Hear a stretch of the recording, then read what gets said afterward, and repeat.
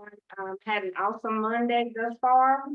I would like to call the Nash County Board of Education Committee Meetings to order. The first committee that will be meeting is the Administrative Services and Operations Committee. Mr. Sharp. Good evening. Thank you very much, Madam Chair. Let me call the meeting to order. Roll call, please. Franklin Lamb. Here. Mike Dutton. Yes, sir. Donna Tavis. Here. Who am I missing, Serena? Thomas Buller sitting right next to me. I am here. Thank you. The next thing, I need a motion to approve the last month's meeting minutes. So moved. Thank you. Probably moved in second by Mr. Lamb, second by Mr. Dutton. Questions or discussions? Hearing none, all those in favor say aye. Aye. Any opposed? So moved and carried. First item on the agenda is the Mr. Doug Hale.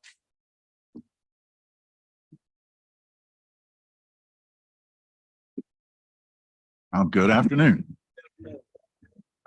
Would like to present to you this afternoon for information. Nash County Public Schools files an annual claim for sales and use tax refund, and that has been handled by staff predominantly with limited knowledge about the overall sales and use tax rules and regulations. The Finance Department has entered into an agreement with Sessions Consulting to perform a 3-year review of the district's sales tax claims for refund for fiscal years 1920, 2021, and 21-22. We will provide them with all of the appropriate documentation and information that they need to do this review. And upon completion, they will prepare all necessary claims for refund and submit them to the state on our behalf. There is no upfront cost to the district. If there is any additional sales and use tax refund that's due the district, Sessions Consulting will receive a 35% of any additional claim that they find. And we do not have to pay this until we receive that refund from the state. I have Mr. Sessions is a former North Carolina Department of Revenue field auditor and is well-versed in sales and use tax rules and regulations. He's also a go-to person for many finance officers across the state for guidance and training. And I personally have worked with him for several years and find him to be thorough, professional, and accurate. Any questions? So we have never did this? Or I'm not aware of him working with Nash County Schools. As far as those sales tax dollars refund coming back. We file one every year, but our staff files the refund, and same way we did when I was in Wilson. And Mr. Sessions always found money that we missed either through construction contracts or just in invoices. So he's always found money. So that in would my take dealings that with load off your people from doing that. Well, we're not consulting with him to do it for us. He's doing a review, going back behind us and looking to see if there's anything that we missed that we can claim. All right, thank you. Is there the anticipation that will be funding, to our benefit? I don't have hard and fast information. I know in the past, every year that I've worked with him, he has found refunds. Okay. Yeah. Any other questions, discussions? Hearing none, thank you so very much, sir. Thank you, sir. Next item on the agenda is the elementary playground. Mr. Davis.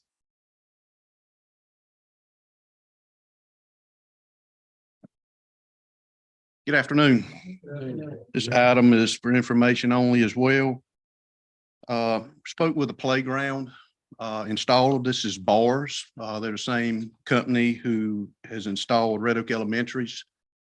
There's several out there. I do like Bars for the main reason they're very responsive. There's 2 or 3 out there that are, but since they did Red Oak, I let them run some numbers for us. If you will, this is kind of I call it the lower grade. These are just the entry level type. I've got a spreadsheet on the third one. If you'll go to the next one, this is basically a vertical looking down. Typical transfer stations when you can kind of pick and choose what you want. You can go school colors. This is just basically a representation. If you look at the third page, this is the spreadsheet for this first grouping. It's got an initial cost. They also give discounts. A lot of that is based on how much you spend, if they're running specials, things of that nature. The one thing I will say, if you'll look at the third line there, is the installation cost. It's very expensive even to have these things put together. I will tell you, depending upon time of the year, if at any point the board does want to look at doing replacing fall and winter time and early spring, my guys, grounds employees, we can probably install that and save all the installation cost. So again, that's pretty expensive. And you'll notice border timbers are also included in this. The only thing we would have to do from the facility side on my repair side would be installing the mulch. All right, if you'll go to the next one, this here's a second grouping. You can see these are a little larger. Next slide is kind of the same, but it's just different pieces coming off. You can arrange this however you want it. This is just basically a model of what it looks like. And if you'll go to the spreadsheet now, you'll look, the base bid on this one's $41,760. You'll see a larger discount, it's $14,000. Again, if you'll look down, installation's $10,400 on this one. So, I mean, you're looking at roughly 25% of the cost. Again, you could back those numbers out depending upon when we decided to install. All right, next. This here's the third little grouping of pricing. Again, a lot of these are the same. It's just based on, this has got the double slide, the heights of the decks, 60-inch, 48. Next slide. This is a little bit different configuration, some different pieces that are coming off. And then the next slide is a vertical look down on basically how the decks, you'll look at the decks to 9640. They're all basically different setups. And again, the last one, you can see it's $33,000 with a $10,000 rebate. And again, looking at $60-some hundred to install it. Just bringing some different ideas to the board, showing you basically what this stuff costs. Any questions? Sure. Only thing I'm familiar with, have you had much repair work to do on the playground equipment like at Spring Hope? Spring Hope was Play World. We've got quite a bit of Play World equipment. Most of this stuff comes with at least a 10-year warranty, unless vandalism or things of that nature. Reason I'm asking, I was up Sure. 23 Yep. years old at least. I know we've replaced a slide. The corkscrew slide I know has been replaced at least once, and that's roughly a $5,000 slide. And the So thing I know about it, initial call and the safety, we have that I know of, very few children get hurt, and it's almost indestructible. it is, and it's not enclosed. Community used it quite a bit. I mean, very well utilized. right. And a lot of this equipment we've got at our elementary schools right now, with the exception of where some of the PTAs have raised money, is at least 20 years old. We have very few, we used to buy some years and years ago.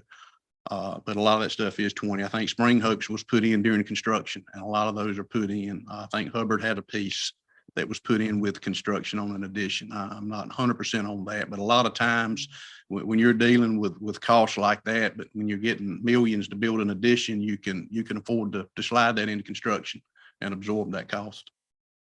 Any other questions? Sure. Hey, you have a feeling for if we still get the discount if we do the installation? Sure. Or- Yeah. That installation is just, a lot of times these installations, they're subcontractors for these companies. They don't work directly for them. They may have a couple different installers that they go into business themselves to do that. So yes, that wouldn't be. Mr. Chair, Yes, ma'am. I have a question, and it's not related, but it is related. In terms of the schools that we will possibly be closing, I know the equipment out at Cedar Grove is in pretty good shape. Will that stay there, or is that going to be removed? There's one piece I know that is fairly new at Cedar Grove. There's one smaller piece at Swift Creek that's probably 8 to 10 years old. that would be able to move. The design of these things, once they get old, are really old, is backing these screws out and things, those torque, they start breaking. Then you're going to go ordering new parts. Well, what you don't want to do is start ordering $7,000, $8,000, $9,000 worth of repair parts on a $20,000 piece of playground equipment. You can run up numbers pretty quick once you start, because all that stuff's put in concrete and it can come out, but the older it is, the more likelihood of breaking that stuff, once you Are you start proud to assembling. leave it there, or you- There are two pieces I am looking at trying to salvage. We're going to attempt, the one at Cedar Grove is older than the one at Swift Creek. Swift Creek's got one that's not that old. Sitting as one of the latter, we actually installed that. Thank you. Any other Well, questions? Yeah, Shannon, my question is, do we have a schedule for our playground equipment as far as when we do evaluation of it? We do not. I'm just bringing this to the board. We can do whatever, I'm tasked to do. We do have, like Nashville's got some newer, I know they raised it, I think excess of 100,000 for their piece they've got out there. And if you look at it, it's for $100,000. That's not a lot of equipment. So you can see the cost of this stuff. And then it's got to be maintained. But we can surely put together, we got the Swift Creek Cedar Grove piece. We will be condensing our elementary schools, which will make it a little easier to do some things if it's appropriated. So do you and your team evaluate the safety of the equipment, or do the school itself do the operation? We mostly get work orders. Now we get around swings is probably one of the biggest things. We get more work orders on those and slides. Decks, we had the issue with the deck at Inglewood, but that was more of a vandalism. Now, granted, it was well in excess of 20+ years old piece of equipment, but decks normally hold up unless they get vandalized. Yes, sir. So I guess just the cost. I mean, has the expectation always been that school's PTO raises the money if you're replacing or improving, adding to? It has. It's been one of those. It's been a gray area. I've been here since '95. When I first came, there was a playground account. I think it had 70,000, 75,000 in it, which, when you're dealing with 18, 19 elementary schools is nothing. A lot of that money went in buying slides, which I still do some of that, depending upon how my budget's running. But yes, typically PTAs have raised the money, but when you look at escalating cost, playground equipment has skyrocketed. I mean, in relative, some of the stuff that we used to pay in 20 grand's now 50, 60. So, and they carry good warranties, but there's a lot of liability. I'm sure a lot of that cost is tied up in liabilities as well. Anything else? One more question. Sure. What type of pattern do we use for the equipment? Is it standardized? What's that now? For the playground, mulch or? We used to use sand years ago, and we found that they carried more of it in school, and it became a bigger issue on VCT floors and carrying it home and dumping it on living room floors. And we used the regular mulch, it's playground mulch. We get it up here at Camelot. And it's designed called a playground mulch. So it is a Yep. It's a wood shred. It's a shredded wood. Thank you. Anybody else? Thank you, Mr. All Day. right, thank you. Next item on the agenda will be Angie Miller.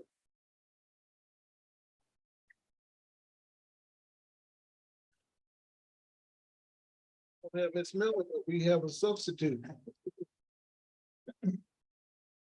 Good afternoon. I'm Carolyn Pennington. I'm the Director of School Nutrition, and I'm here in place of Angie Miller, who is at a conference at the moment. So I am here to present to you for your information the negative balances on student meal accounts as of March 20th, 2023. And at this time, the current negative balances was $74,289.89. You have this in your packets. Do you have any questions for me regarding negative balances? Okay, this is for information only. How do we look compared from year to year? What do we look like last year this time, that balance? Last year, we were serving students at no charge. So that is different because of the pandemic. And it's different because we have fewer CEP schools than we have in the past. So the negative balances actually are probably higher due to the fact that we have more schools that are paying students than we have. We only have the 10 CEP schools this year. Any other questions? So what was your name again? Carolyn Pennington, Thank you, Ms. Pennington. thank you for having me. Tell Angie, you did a great job on that. I will definitely do that. Next item on the agenda is something we're all interested in, the merger. Dr. Ellis, talk to us. What I have enclosed is the last agenda, and Dr. Washington attended, well, Lindsay was there, Dr. Bear was there mid-12. Wanted to just briefly go over what we talked about. Personnel question was brought up, and it seems that all the Nash County teachers, personnel, staff will come back to Nash County. So that was something that we learned on that meeting. Say that again. All the faculty at those schools that Edgecombe is going to be receiving, those faculties are ours. So Dr. Bridges and Edgecombe is talking about job fair, transfer process, but once our cabinets get together, we need to discuss, because Yeah. there was just some, well, we kind of thought they were going to keep some of that, but that's not the case now. So we've got to work through some of that. So How many people is it, Dr. Ellis? talking about 52, 200 maybe. That's probably, yeah. But you're talking principals, TAs, transportation, student nutrition, data, clerical. Yeah. I can get a number. It's probably on that demerger sheet that we had discussed, but so that's going to be something that me and Ms. Wallace going to have to figure out how that's going to look for us. So, but that was something new. So Edgecombe didn't want. I'm not going to say they don't want. Look, I'm just saying that it seems like in the definition or the law states that those teachers are contracted under Nash County Public Schools, therefore they are ours. So that's what we're going with right now. And I know Lindsay and Ms. Wallace and I are going to talk about kind of that contractual agreement. But that was something new. So let the board know. It's just like the buses and everything else is contracted through Nash County. We get to keep the buses and everything else then, right? That'll be a question we're gonna, well, that's, Computers, so Nash County Public Schools on the back of computers. but the law says personal property. Am I correct, Lindsay? Is that how it's worded? Personal property. I can pull up text in the law, but there are specific provisions in the law for real property and personal property. Now, it's not entirely clear what personal property is. It's just personal property that's specific to the school themselves, or property of the district that's used at the schools, but it doesn't apply. There's nothing in the law that talks about personnel, which is why that's been more of a discussion. And I'm assuming more conversation will start. I'm sure. The next one was, we talked about the school visits. Edgecombe wants to come in and talk with the rising 8th and 9th graders who will be attending Edgecombe schools that previous year about their early college. Miss Dancy Smith and their academic accountability person will be talking this week to schedule those dates. There was a school funding issue. I think it's about $2.4 million of funds that will not be coming to us. I think Mr. Davis, Mr. Wiggins are going to try to work some of that out. Otherwise, I think that's what they talked about, but it's about $2.6 million. Is it from the ADM? It's probably, yeah, based on that, based on the amount of Edgecombe students that they send to us. And the redistricting conversation just talked about the Senate Bill 248. I think you have received that. I think Lindsay sent it. So I think we'll just wait and see on that one.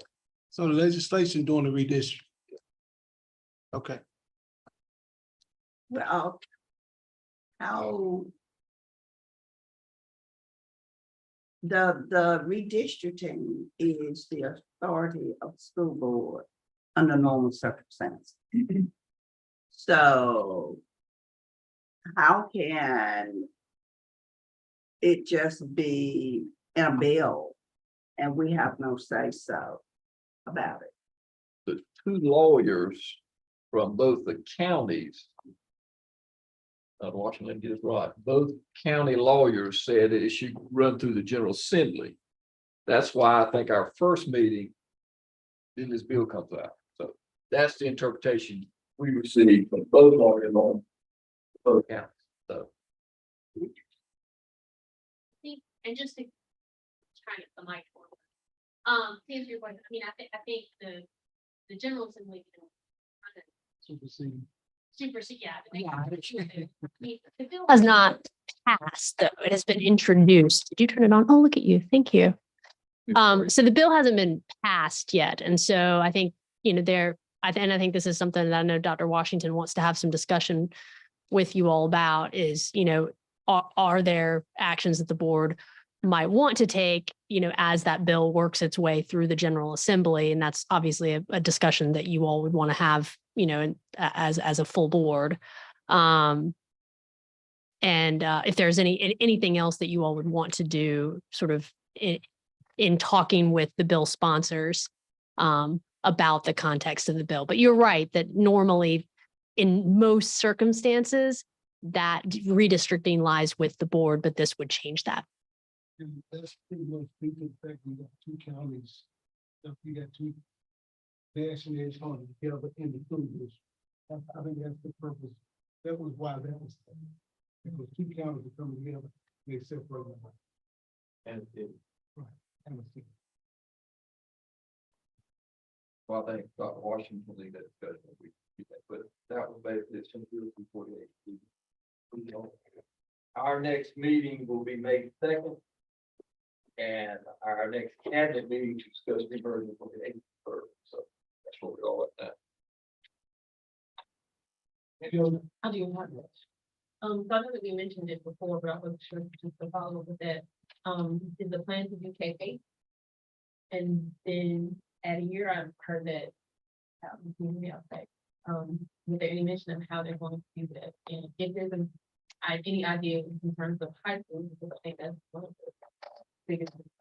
And I think Dr. Washington can tell you, I think what we're concerned about is we need to know what to be able to tell our parents. And if I met with D.S. Johnson parents, they're gonna look to know, so where's my child? From our second meeting, we don't know that. So I'm gonna hold back on having any meeting until some sort of timeline. I don't want to really start. But I think our parents are going to take two, take five. We're going to have all of those. So I think when we start hatching out, maybe communication, then we can. Well, we really just don't know. And that concerns us because we need to answers. So one of the biggest things is going to be funding. Somebody has to pay for those students. And I'm sure the Nash County side gonna say one thing, and it's going to kind of side, there's another side, another thing. So there, whoever's the students that whatever we decide to do, somebody's got to pay.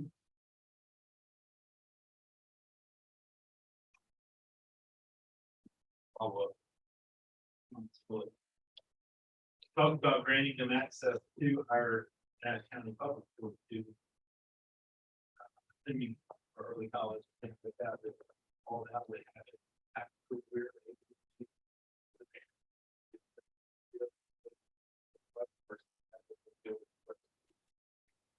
So right now, that's what Ms. Danny Smith is going to be discussing this week with their person. Because we're going to want to be the ones to go in and explain, right? We also have to talk to the principals. We'd like to have a conversation with teachers, kind of places around. So to me, it's got to be, what do you really need right now? And that seems to be the access to 8th at night. So for they want to be able to better. You have questions? Any other questions? There's no other question, we will adjourn our meeting. Thank you, Mr. Sharp. Next committee meeting will be the Student Support Services Committee, Mr. Edwards. For this meeting, we got 5 things on the agenda, including the agenda review. First thing, obviously, will be the approval of the meeting minutes. Is there a motion to approve those minutes? Oh, first, let me take a roll call. I apologize.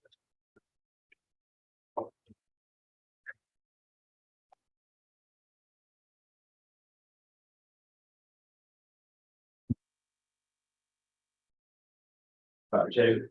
Here. Ricky Jenkins. Here. Dr. Washington. Here. Evelyn Bullock. Here, of course. Dr. Farrow is here, so we're all present and accountable.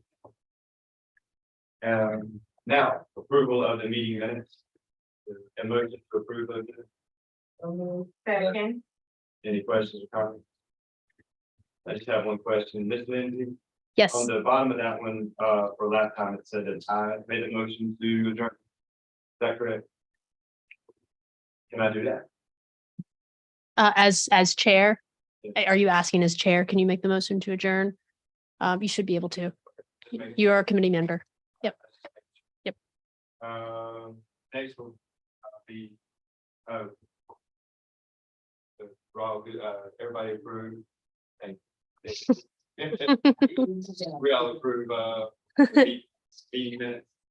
Say aye. Any opposed?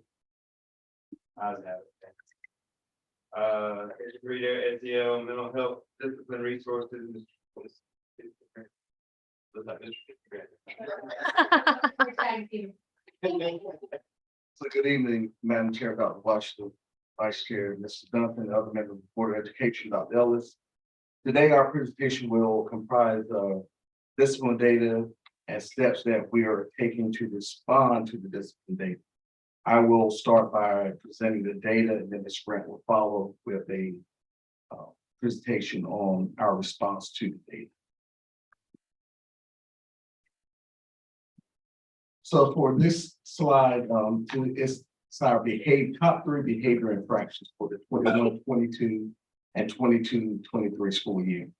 And the points that I want to pull out, I know you all have an opportunity to look at this, but the points that I want to make note of is that disruptive behavior and late to class are still our top 2 referrals.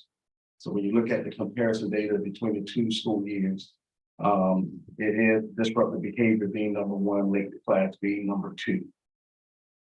And with both of them having increases from the previous school year. So it's important to note that when we're looking at the 21-22 school year, that data represents a full school year.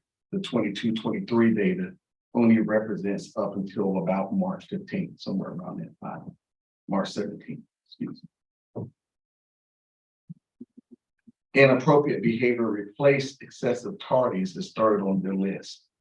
And I think what you will see is as we continue to look at data in this presentation, you'll see those behaviors around aggressive behaviors, finding things of that nature have increased throughout the school year.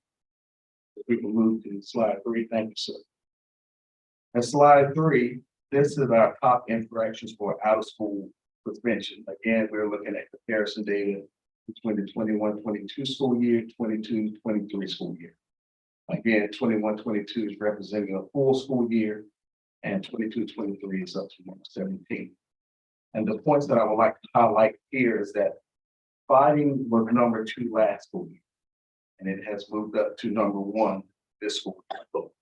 Aggressive behavior went from number 1 to number 2, but it's still in the top 2. Then inappropriate behavior replaced disruptive behavior as number 3.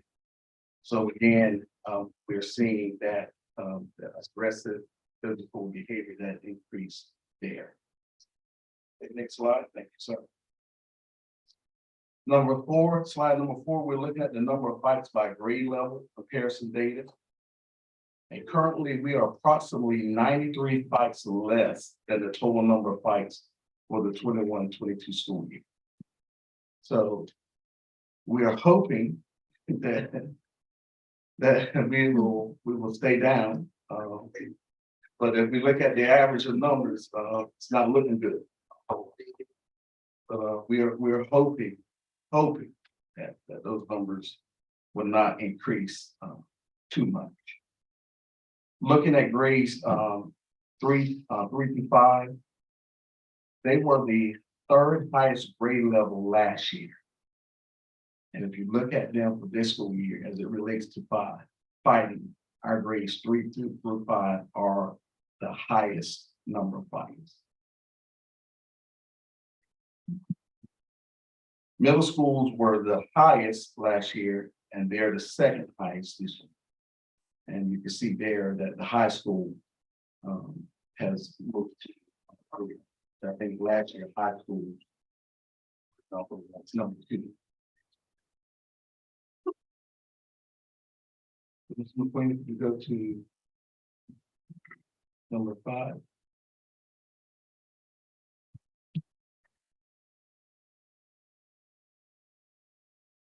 Yeah, yes, sir. Is that it? Glasses? Thank you, sir.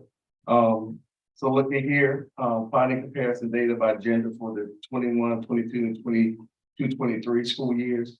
And when you just look at this data, what jumps out at you right away almost is that males, the number of male fights almost double that of our female fights. However, if we look at the 22-23 school year, and we're looking at grades 9 through 12, our females have more fights than our male students, and which we do not normally see that. And then if you broke down the number of males in the school versus the number of females, that would offset the percentage. Yes. Ms. Queen, move to the next. So slide 6, 21-22 school year, 9th, 7th, and 6th grades had the highest number of fights. So that was our 21-22 school year. Now remember that 9th, 7th, and 6th. And we move to slide 7, 4th, 5th, and 6th grade this year have the highest number of fights. So in our 21-22 school year, it was 9th, 7th, and 6th. And this school year is 4th, 5th, and 6th. And here, looking at slide 8, for the 22-23 school year, OSS data by race and grade level. So if you look here, what this is, this percentage. So if you look at your K2, it shows you at the very top, it's your race, and it shows you what the racial makeup is, or the percentage for that racial makeup of out-of-school suspensions for fights. So yes, this is just for fighting. What's the overall? Oh, I'm sorry. It is the overall. Thank you.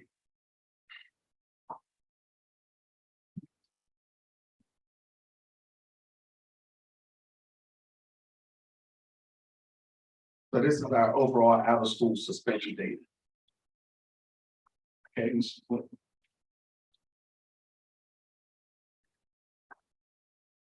And this is our overall out-of-school suspension data of our race. It shows the percentages, the same information, it's just in a bar graph. And then if you go to the next one, Mr. Queen, this is our number of out-of-school suspension referral data by race, and it gives the approximate number. So previously we were looking at percentages. This particular bar graph, we are looking at numbers.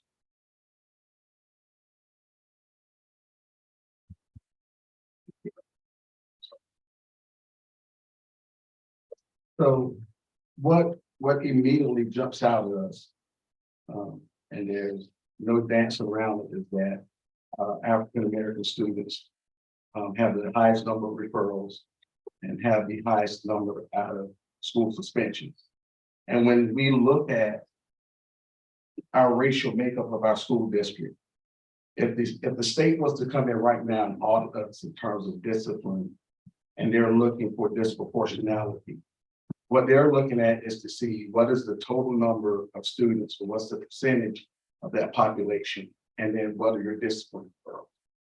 So African-American students in our school district make up about 52%. But if you'll go back to slide, I think it was 8%. So if you go back and you look here, you'll see that in K2, Black students, 68.7%. Grade 5, 79%, 6-8, 70%. High school was 71%. And that is where the disproportionality lies. And that's the number that we have to cut into. That's the number that we have been doing some work around. We talk very candidly about our data with our principals and our evaluation format. When we observe principals, they have to be able to show Dr. Ellis, Ms. Nancy Smith, and myself that they're having monthly meetings about discipline data, and that they're looking at their discipline data to determine what's going on with their school.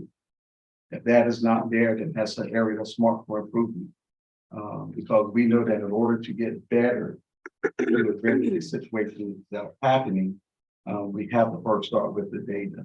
Our BEAM team also are looking at this discipline data monthly and looking at the resources that we have in place in the district to try to make sure that we are addressing, providing professional development where possible. Because we know at the end of the day, if we really want to make a difference in this data, it's about how we get to the teachers and the resources that we provide for them. So that's what Ms. Brandt's going to come up and talk about, the resources and things that we're providing for our students.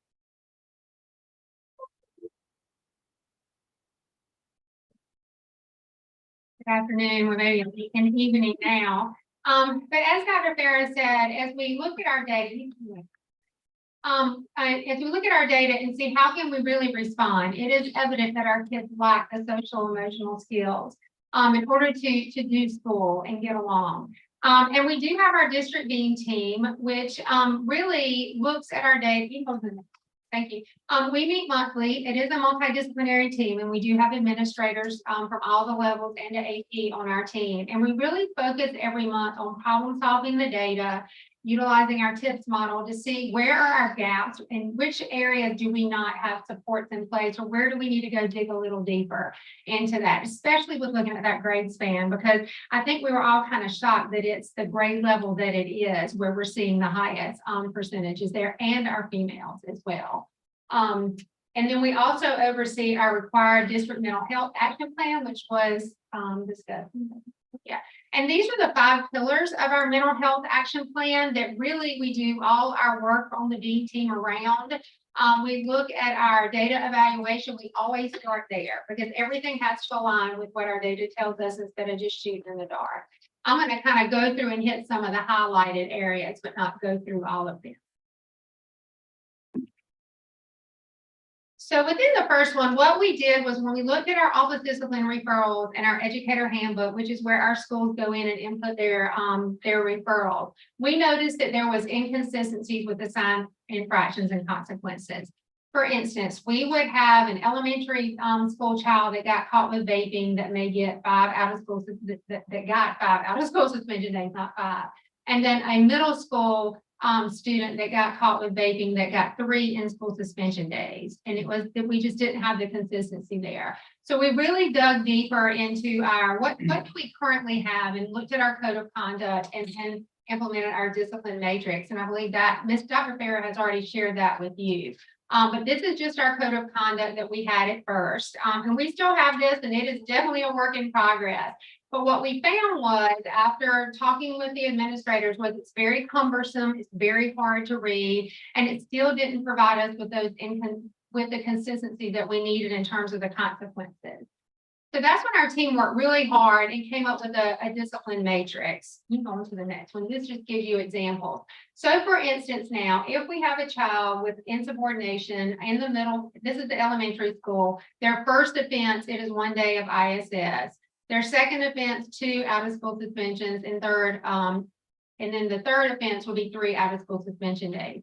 Now, principals have the autonomy. This is our guide. This is what we want to see, but principals do have the autonomy when if you have disruptive behavior, insubordination, buzz misbehavior, say, to then figure out what is going to work best for that particular child.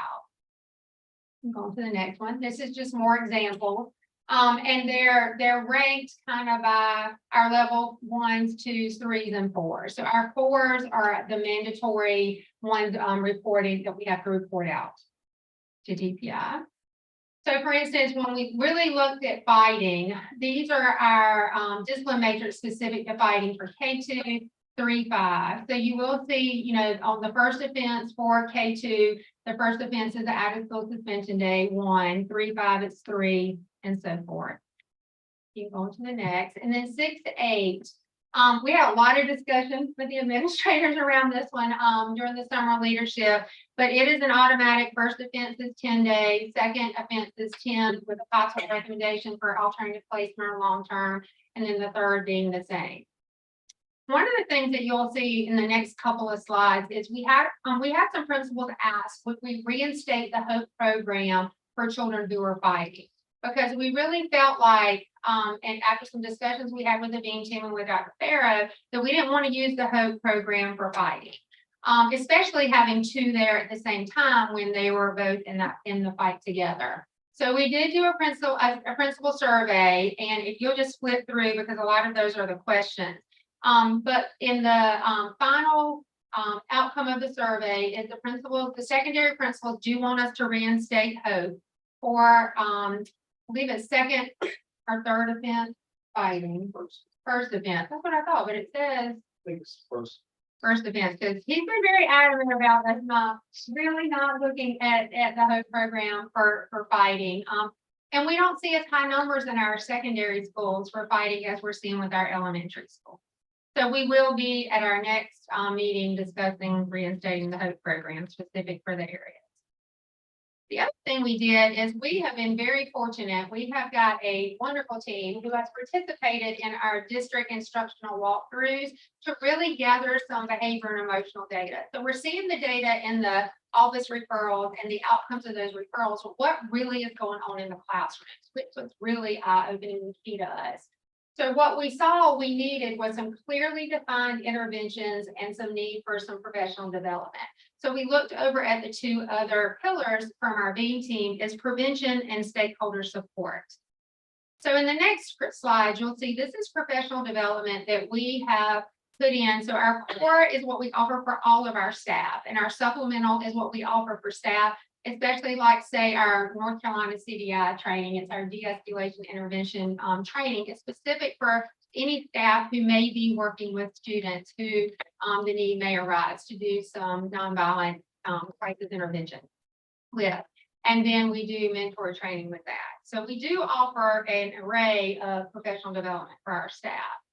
And then we looked at alternatives to suspension. So we actually, this is our first year having ripple effects for the reset program.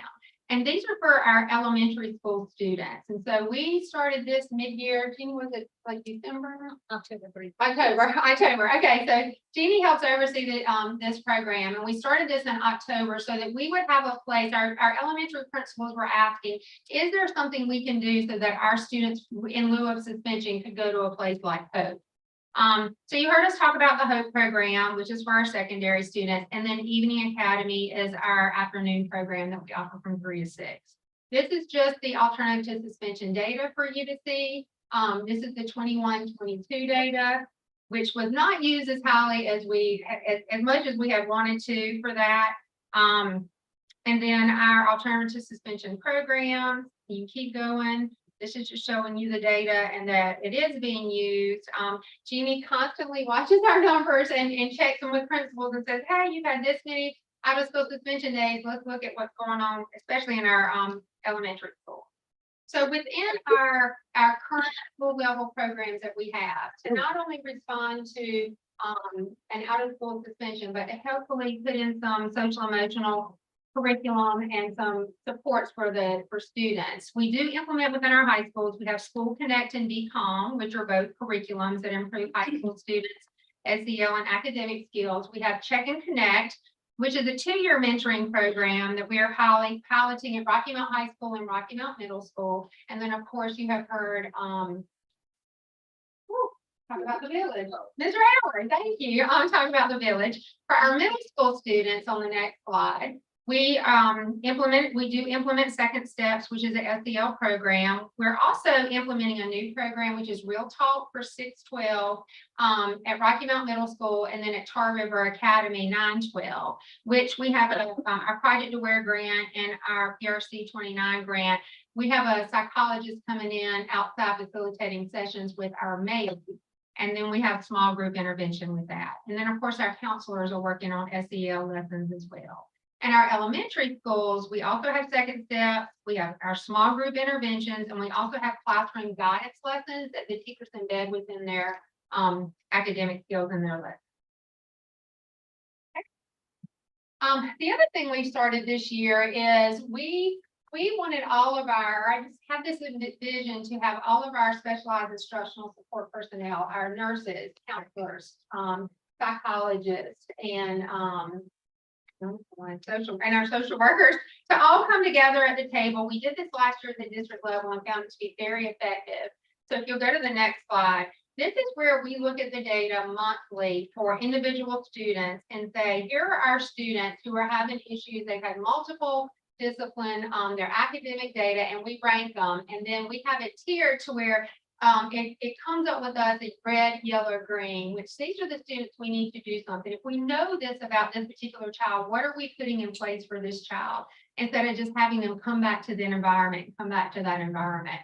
A lot of times it may be checking in with the counselor in the morning, do a morning check-in. So something that we need to be help these children put in place to be successful. Attendance is also tracked through there as well. Monitoring and I'm glad you asked that question because I was going to say that. We do have a district team who is assigned. So each staff member at the district level and the student services department have certain schools that they help oversee. So every one was supposed to go, and no, they did go and attend the first meeting with the schools, and then they're monitoring the monthly meetings. Some of them have continued going to meetings, but the schools still needed or wanted that support, especially where we didn't have a counselor at the school. Can I answer your question? Yes. Okay, so we do have a monitoring plan in place for that. So our next step is continuing to revise the code of conduct to continue to provide and create continuity and discipline practices. Consider reinstatement of the HOPE program, as we talked about. We're really looking at some tier 2 and tier 3 supports for our female students. We've seen a big rise in aggression and disruptive behaviors. Re-looking at our tardy policy at the secondary level to address the excessive tardies and late to class. And then just continuing to review our district level discipline data and monitor the disproportionality. Our big next step is to create a restorative practices implementation in the training plan. We've had several schools who have done the restorative practice training, but we really wanted to put that more across and have all the schools have access to it, because we really feel like, especially with the number of fights we're seeing across the board, but especially in our elementary schools, we need to have them come back in once they return from that suspension and have a restorative circle so they can try and repair those relationships.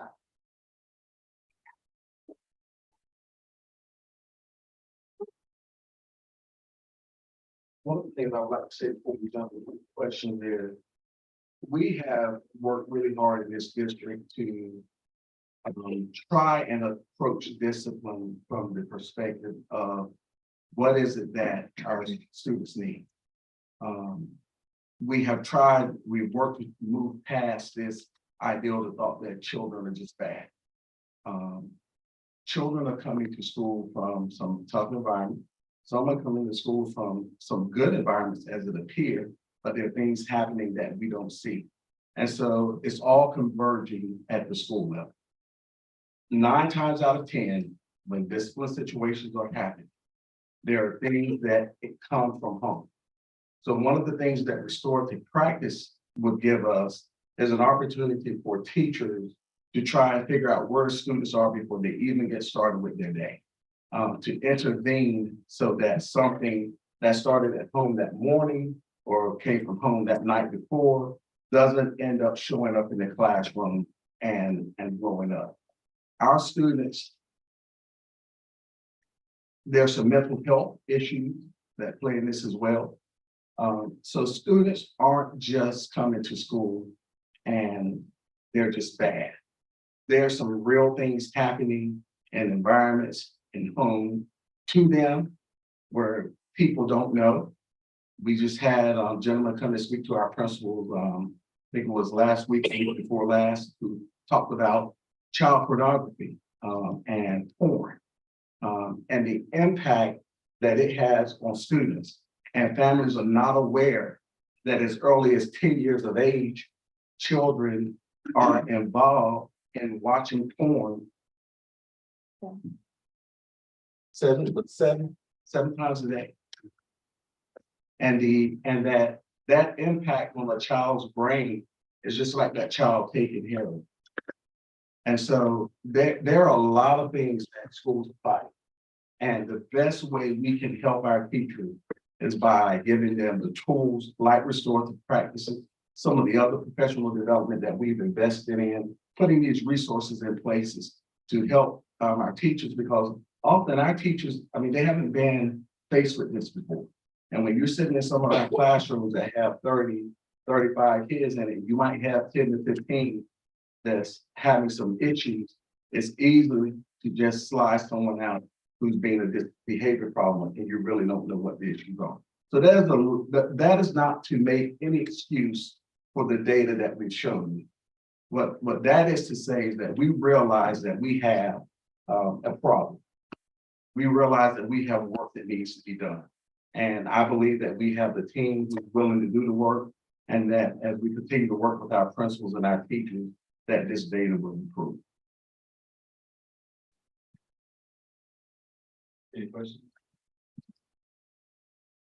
A lot of emails showing I missed, we've looked at K 2, 3, 5, 6, 8, 9, 12. I would like to know that we have a racial breakdown for each of those groups and a gender breakdown for each of those groups. And so we can get that for you. I would like to see that. And also, I noticed, repeat offenders. Is the, We can get that because for there you as might well. be 10 students causing the majority of the district problems in one school. Yes, sir. We can get that for you as well.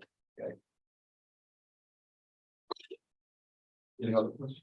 I have a question. We had this conversation. Full lot of questions or remark regarding how are we making sure that there is not a disparity in this? And we thought that we were instituting a program that would help us to measure or track or put in a standardized system. So a teacher, principal, administrator will know if whatever discipline, whatever method we use to discipline across the board. Are we doing that? Yes, that's our discipline matrix, where Ms. Grant showed examples of the slide. So when principals are dealing with a student and there's a referral, and they get a referral for fight, we'll use that because that's an E. On that matrix, it lays out if it's a first offense for fighting and it's based on grade level, what the discipline outcome should be. And Dr. Ellis has said to our principals that he expects them to follow the discipline matrix. Now, we have given them the autonomy that if it's a situation where they feel they need to escalate up from whether it's in that matrix or escalate or de-escalate down, that they have the right to do so because they're the one dealing with it. What we ask them to do is make sure that they provide detailed information in the discipline write-up so that when we're looking at the data, we're aggregating the data, we can see if we see something that's listed as a fight, but it's only 3 days and it's at the high school and it's a first offense and we know that it's supposed to be, we can go back then and see the reason why that is the case. Does that answer the question? Sure. So we ordered it. Yes. Independent audit.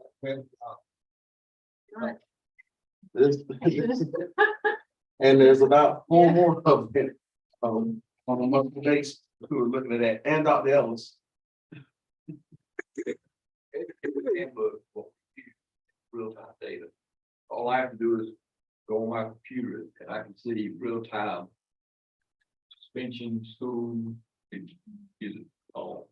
I can just, and that's how we monitor. We're all on the same page, which is what Dr. Farrell was trying to get, just be consistent with that. Yes, ma'am. Question is probably more than anybody else, but I have had a major concern for years regarding our teachers actually knowing the policy that they're supposed to enforce.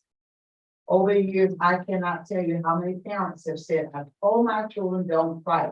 That they're being bullied, I tell them to go and report it to an adult, teacher, assistant principal, some, even a bus driver, so that they can take over the situation and follow the policy. And more times than you would believe, I've had parents to say that the adult fit goes down. So are we taking some active steps to iron the policy education piece for our educators? It's a lot of policies, I know, but what steps are we taking to make sure they're enforcing what the board has actually brought? So what I can say is that, when we have our summer leadership with principals, and when we have our monthly meetings with principals, and just in individual meetings with principals, what we talk about is that at the beginning of the year, when you're having that opening day, faculty meeting, that is the time for you to set what the expectations for how your school should operate. And then that should carry forth in your monthly faculty meetings and in your school improvement team meetings. So those things that should be addressed as it's related to policy should be happening in those meetings at the school level. And if there's a space or a place where principals have a deficiency, then they would bring that up, and that is something that would be discussed either in our principal meetings or in our round table meetings.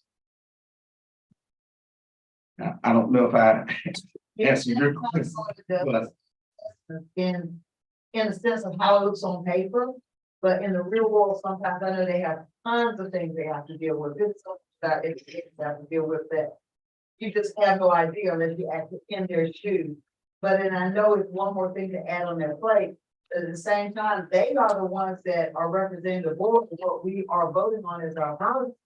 So when a policy is broken, it reflects on just not them, but us. And so I was just concerned, are they actually having steps that they are actually trained in some of the policies as the new teachers, old teachers?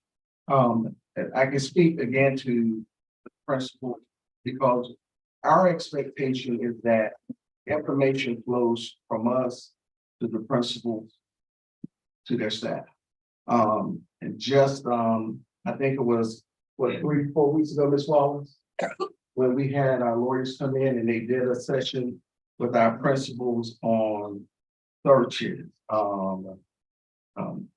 God, I can't, it was about 5 or 6 things that they spent the entire day. It was personnel, discipline, social media. They spent an entire day going through our policies, going through legislative the updates about those laws. And so it's not a systematic process that we have, but we address the issue when it comes up, or if we see something that has happened. Like we felt like we needed to do more work with principals as it relates to investigating matters. So that was one of the things that we had our lawyers come in and talk about. That was where we showed what the policy said. But again, the expectation is that once we push this information out to principals, it's incumbent for them to push it out to their staff.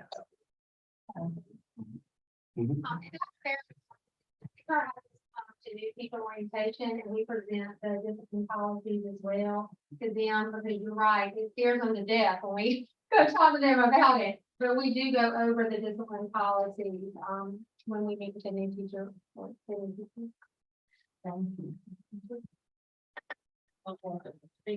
Piggyback on what Jason saying, in my experience, oftentimes you see the same teachers. on the issue, on one issue, so. Making sure that the coach, not as a doctor, but then as a coach, and professional development, I guess, bringing awareness to the individuals, which is not just the full staff. Because oftentimes you have those things in for teachers who really increase your numbers, and they need to take the extra level of support. And one things that a couple of principals have done this year is they've reached out to Ms. Grant, to me, and Ms. Grant has assembled her team for individuals to go out and observe in the classroom and then provide feedback to the teacher as it relates to classroom management. The good thing about all of this, that it now contains one document or a few pages, policy aligns with the matrix, so you can look at the offense, if it says bullying, it's got 63, whatever, relates to bullying. Then talks about another level, you have to get parent involved, investigation, it's all in one, which is what we want. So I applaud them because of it. And thank you for bringing, I didn't even think about that, but when you look at the code of conduct, it does align what our board policy is as it relates to that particular discipline approach. You're right, that's the part of the teacher's part you don't want to get. That sits right there. That's great. Detail. Right. With the teacher shortage like we're going through, how many of our teachers are lateral implement? Do we have that on there? Everybody looks back at. And we start to bring that information tonight, but we will have it for you at the next meeting because we will have the non-renewal. The reason I asked that question, because I know, like you just said, lateral entry teachers did not have the classroom management beforehand. When they get in the classroom, they got so much on their plate, it's hard, you can't keep putting, but so much on the plate. I just wonder, has the classroom management part before a lateral entry teacher can be certified for teaching in public schools, has that improved over the years, or is it sort of swept under the rug and each school system supposed to teach classroom management and Still challenged. It is. That's also big from a lot of teachers.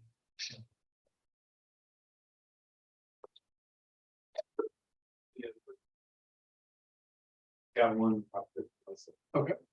Are you seeing that the fights that are occurring, are being reported up, are getting more violent as well? Don't know that they're more violent. Yeah, I mean, I think it's more of it. And as you can see in the data, it's our younger students who are more involved. But I don't know that it's more violent. I would have to get with the team and look at that. You just see that kind of run along with the same things that we see outside of the schools. And one more, then we talk about the racial makeup of the students involved. What about the racial makeup of the teachers who are doing pearls? So that's another thing that we do look at in triangulating our data. We did not bring that, but that is something that the BEA team looks at. Easy for us to see on like a dashboard. Is that being kept on the same dashboard? Easy. Not that, I have to go individually, But you can go in and have a little Yeah. teacher per school, what I can. we could pull a report if that's something that you. And what we need, don't know when it's. I'm gonna let Ms. Grant, because I can't wait. Behavior, evaluation, assessment, and monitoring. The beam team. We like some acronyms and, Any other questions? Thank you. Thank you. Next up on the agenda is Microsoft Bill contract. This is gonna be a very long agenda item. How many numbers is involved? Long, a lot. So, good evening. First of all, I'm here tonight to seek your approval to renew an annual Microsoft subscription that we currently use for the district. We had it for some time, and that's it. The superintendent recommends this item for approval. We have, what about, Chase, do I have a second? Think second. Any questions, comments, concerns? All in favor of the motion? Any opposed? It'll be moved to approval.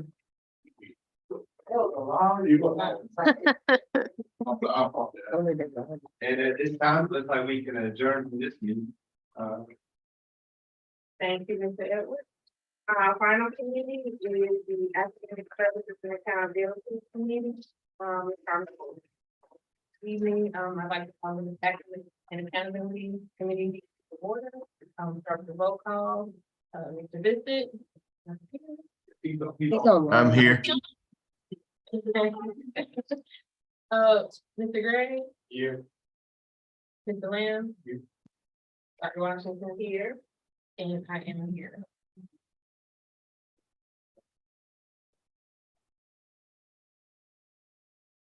Okay, thank you. So at this time, I would like to, okay, you wanna go ahead? No. Okay. Oh, okay. I would like, I'll entertain a motion to approve the minutes from, February 27, 2023. So move. Thank you. It is approved. I'm sorry. Roll call, vote. Mr. Bissett. He put the thing. Yes. Mr. Gray, Yes. Mr. Lamb. Dr. Washington, yes, and I am a yes. All right, so we have, 4 action items and 1, item for information only. So the first is, field trip with Mr. Thompson.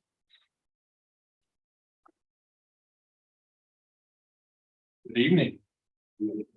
So tonight I bring to you for approval the field trips for the month of April.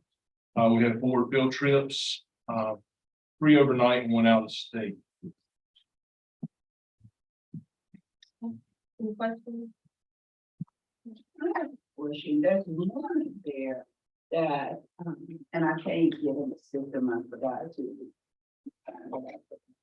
Anyway, there's one there that I had a question of that because I saw that there were, males and females, I think. It's at the ROTC. And it only had male chaperones. Yeah, so that is an actual, a military base that they would be going to, so they will be female chaperones on the base there. The 2 males will be driving them down to the base because they're the instructors for Rocky Mountain State ROTC. How many females? So in this one, I would have to get a count of the females. We have 19 students. And so I can get that count for you if you would like, as far as the breakdown of male versus female students. I would feel much better if we had a female chaperone. Okay. To go with them, because even though they may have female chaperones on base, they still have to get there. And so I would feel much better. How are they being transferred? They're going by bus, on the bullets. Okay, so you want to take that one off and vote for the other 3, or? I would not, if you're asking me, I would not suggest that. I just wish he would, let my thoughts be known and see if we can't do better, because I'd be hard pressed to vote in favor of that particular one because of that. So are we good to go back and get a female chaperone for this one trip for the regular board meeting? So we can do that. All right, so at this time, I will entertain a motion to present for the full board, the 4 field trips. So with the recommendation and for that we try to secure more female chaperone for the Department of High School Journal on TC contract. And second? Second. Okay, so it's been properly moved in second. Mr. Vincent, Yes.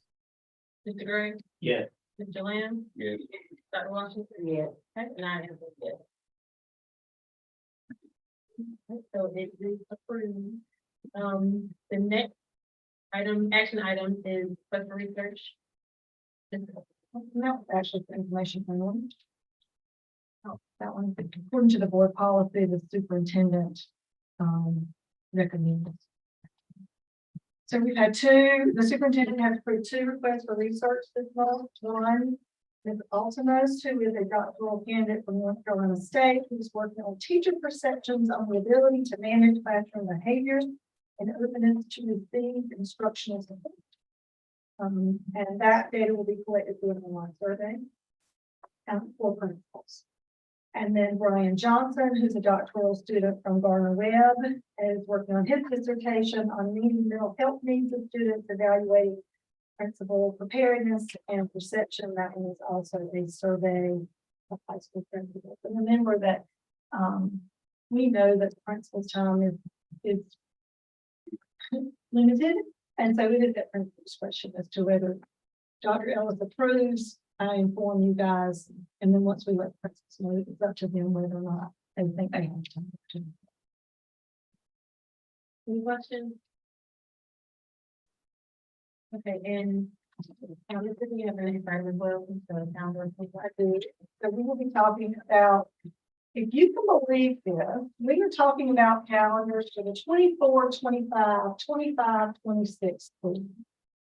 And just remember that by law, we are required to have a couple of years worth of calendar drafts out before the public.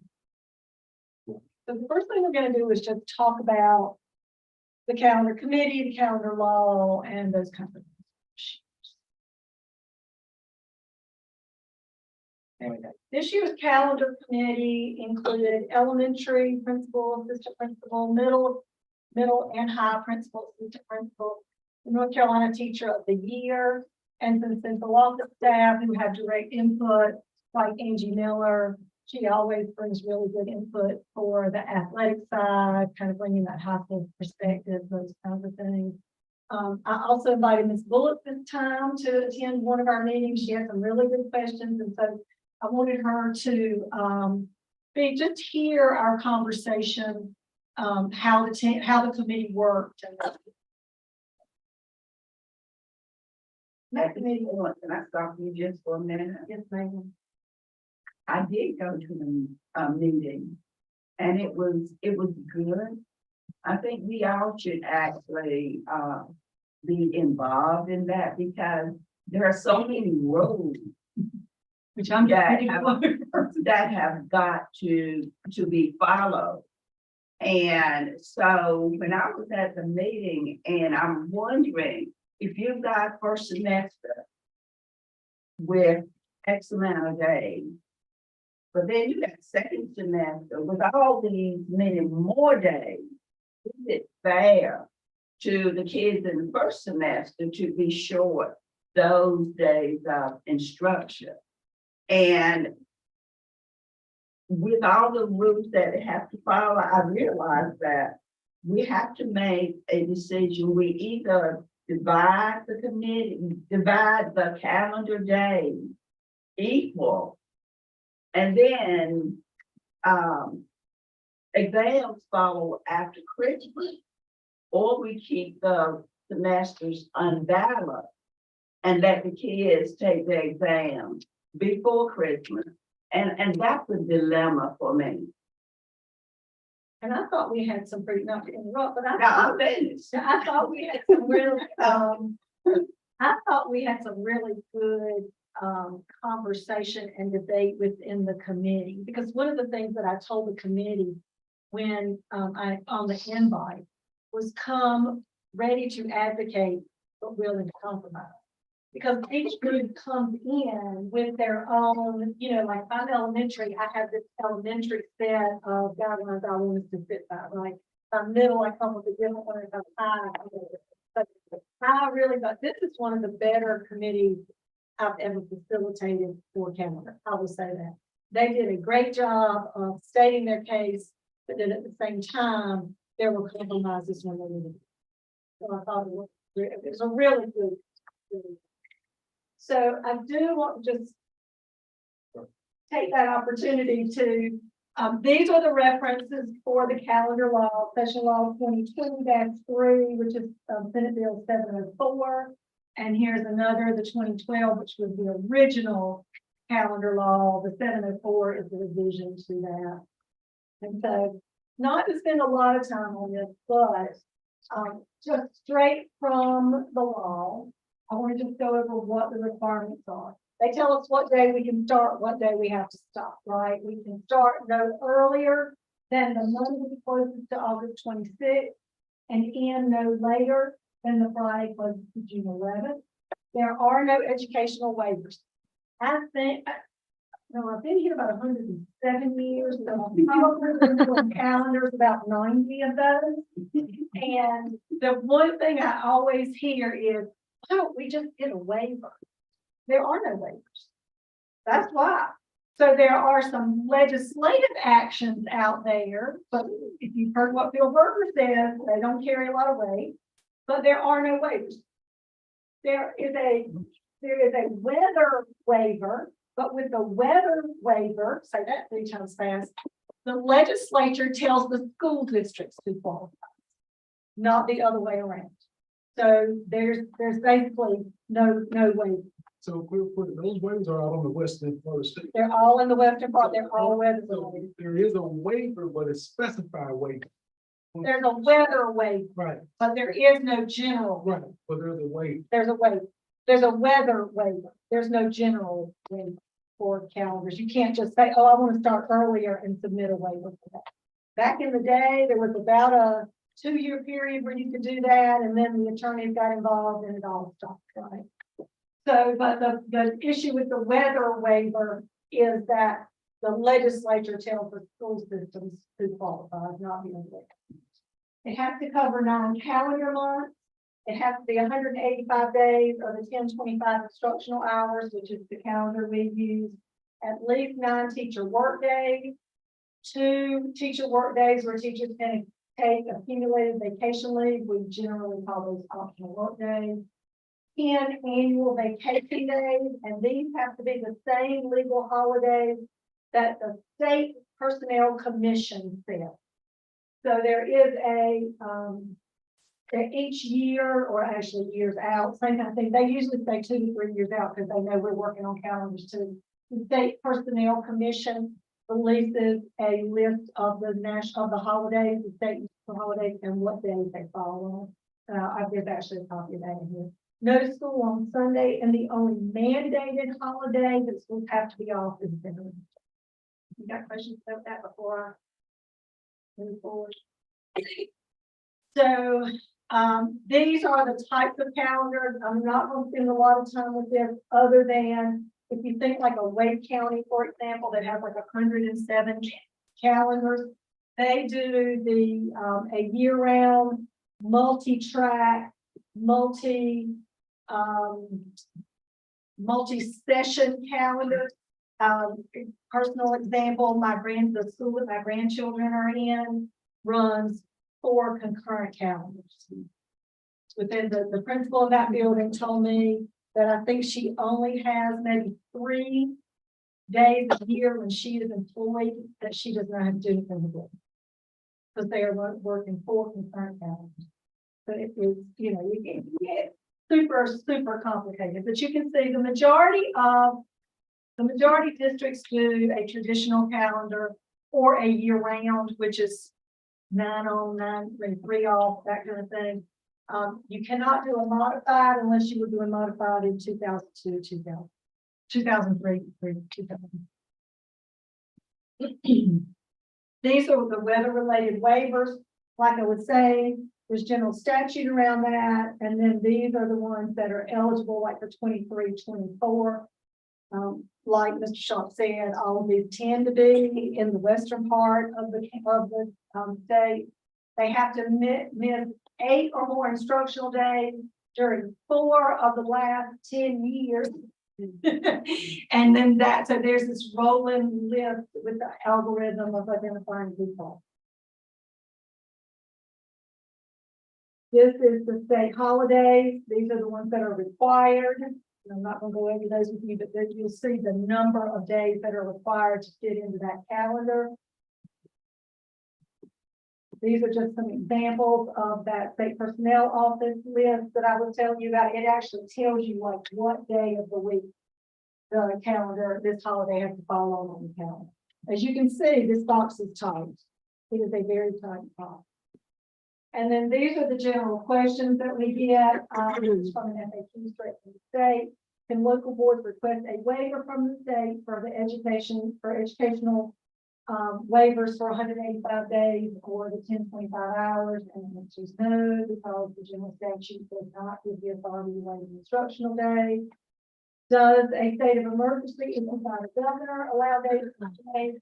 No, those have to be made up as well. And our district's closed for adverse weather on an instructional day. We've got the 1025 hours. We've got that bank time. Can we use the bank time? Yes, that's what we generally work from. In fact, when you look at the calendar versions, there's always, and that's always one of the things that I bring back to the team is how many banked hours are in our calendar. So that takes us through that. When you open the next one, which is actually the 24, 25, and 25, 26 draft calendars. So I know these are tight. I tried to get them. This is actually the version after the calendar committee met and we worked through the 2 years of calendars and we worked through where we were all comfortable.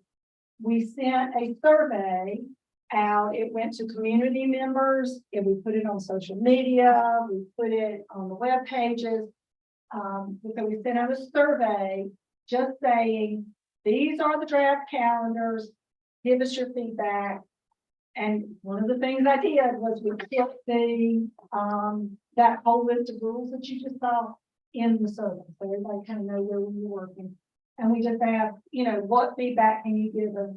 And so basically when the committee looks at those survey results, for every one that says it's great, somebody says it's horrible, right? So we try, we're like weighing that back and forth. Basically what we're looking for from those survey results are, was there any feedback that was like, oh my gosh, how did we never think of that, right? And so we went through those, we really didn't see anything, there were people who loved aspects, there were people who hated aspects, but when we weighed it out, it would go just as much on one side as it did the other. So we really didn't have we didn't see anything that weighed so heavily for or against, but we felt we needed to go back and revisit. So as you can see, with these calendars, the direction the committee took, and this goes to this bullet point, was to work on balancing those semesters. They really felt like that these unbalanced semesters, and if I give you numbers, I'm afraid to feel right off the top of my head, but this year in 22, 23, the first semester was 77 days long, second semester is 93 days. That is a huge unbalance. So for 23, 24, we kind of go the same way where we are looking at an unbalance there as well. I think we maybe were at 76, and maybe up to like 95 for that next cycle. So, and remember, you've already approved the 23, 24. You've already approved the 23, 24 calendar, right? So that one for next year, we're still looking at the unbound. So this would be for 24, 25, we would be looking at balancing those semesters. So when we talked about, and I'm just going to come right here and like, when we talk about that compromise part and that everybody advocating compromising, when you look at January of 2025, for example, the students come back on January 6th. So part of the discussion and where this came out was that we don't want to bring kids right back from a holiday and have them test. So there are 4 remediation days built in it, basically 1 per block. So the committee was comfortable with saying, children have 4 blocks, let's identify 4 days for remediation. So that 6, 7, 8, and 9 right there are gonna be remediation days to kind of get them back in the swing of school, do some review, do some additional instruction, and then come back on that 10th to start that testing. And so when we look at those, we end up with a balance of 88 days first semester and 86 days second semester. So we have balanced those semesters almost all the way down to the early release days as well, 2 first semester, 3 second. So we have done it, the committee did an outstanding job of balancing. The same thing for that next year when we look at 25, 26. Now, let me make a couple of notes. Remember, you approved these names, but we are allowed, like the year before, just like 2 months ago, I brought to you the 23-24 calendar with what we call gentle tweaks.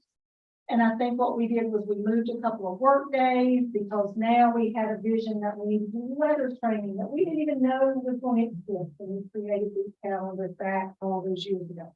So we needed to just move and tweak a few things in there. So these could come back to you. A secondary. Every year there is short session and long session. There is activity in the legislature.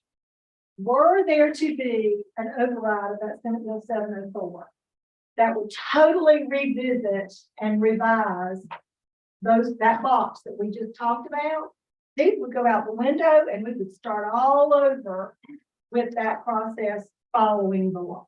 Wherever that law sets and settles at that point, that's what we would do. Like I said, though, out of the last 90 years, every year, we keep hearing about this legislation that's out there.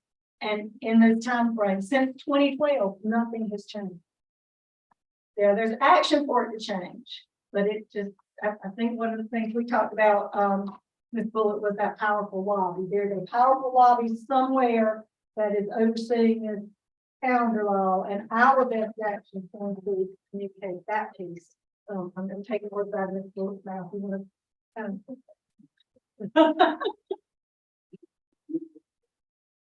The only thing we could possibly do would be to lobby, call our representatives, our senators, and ask them to please vote for giving the LEA flexibility on choosing the dates that you can start school and end school, and that would alleviate the problem. We don't have a problem with a lot of tourists. So why should we be bound by the law that says we can't open school until late August? That's what we need, all of us need to be talking to our legislators about. And hopefully we can get enough movement so that we could actually get it. But if we don't talk, it won't happen. There are presently 55 districts signed up for this.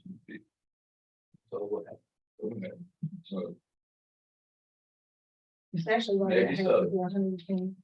Vigilant. why don't we conduct a survey by asking our 9 through 12 students one question?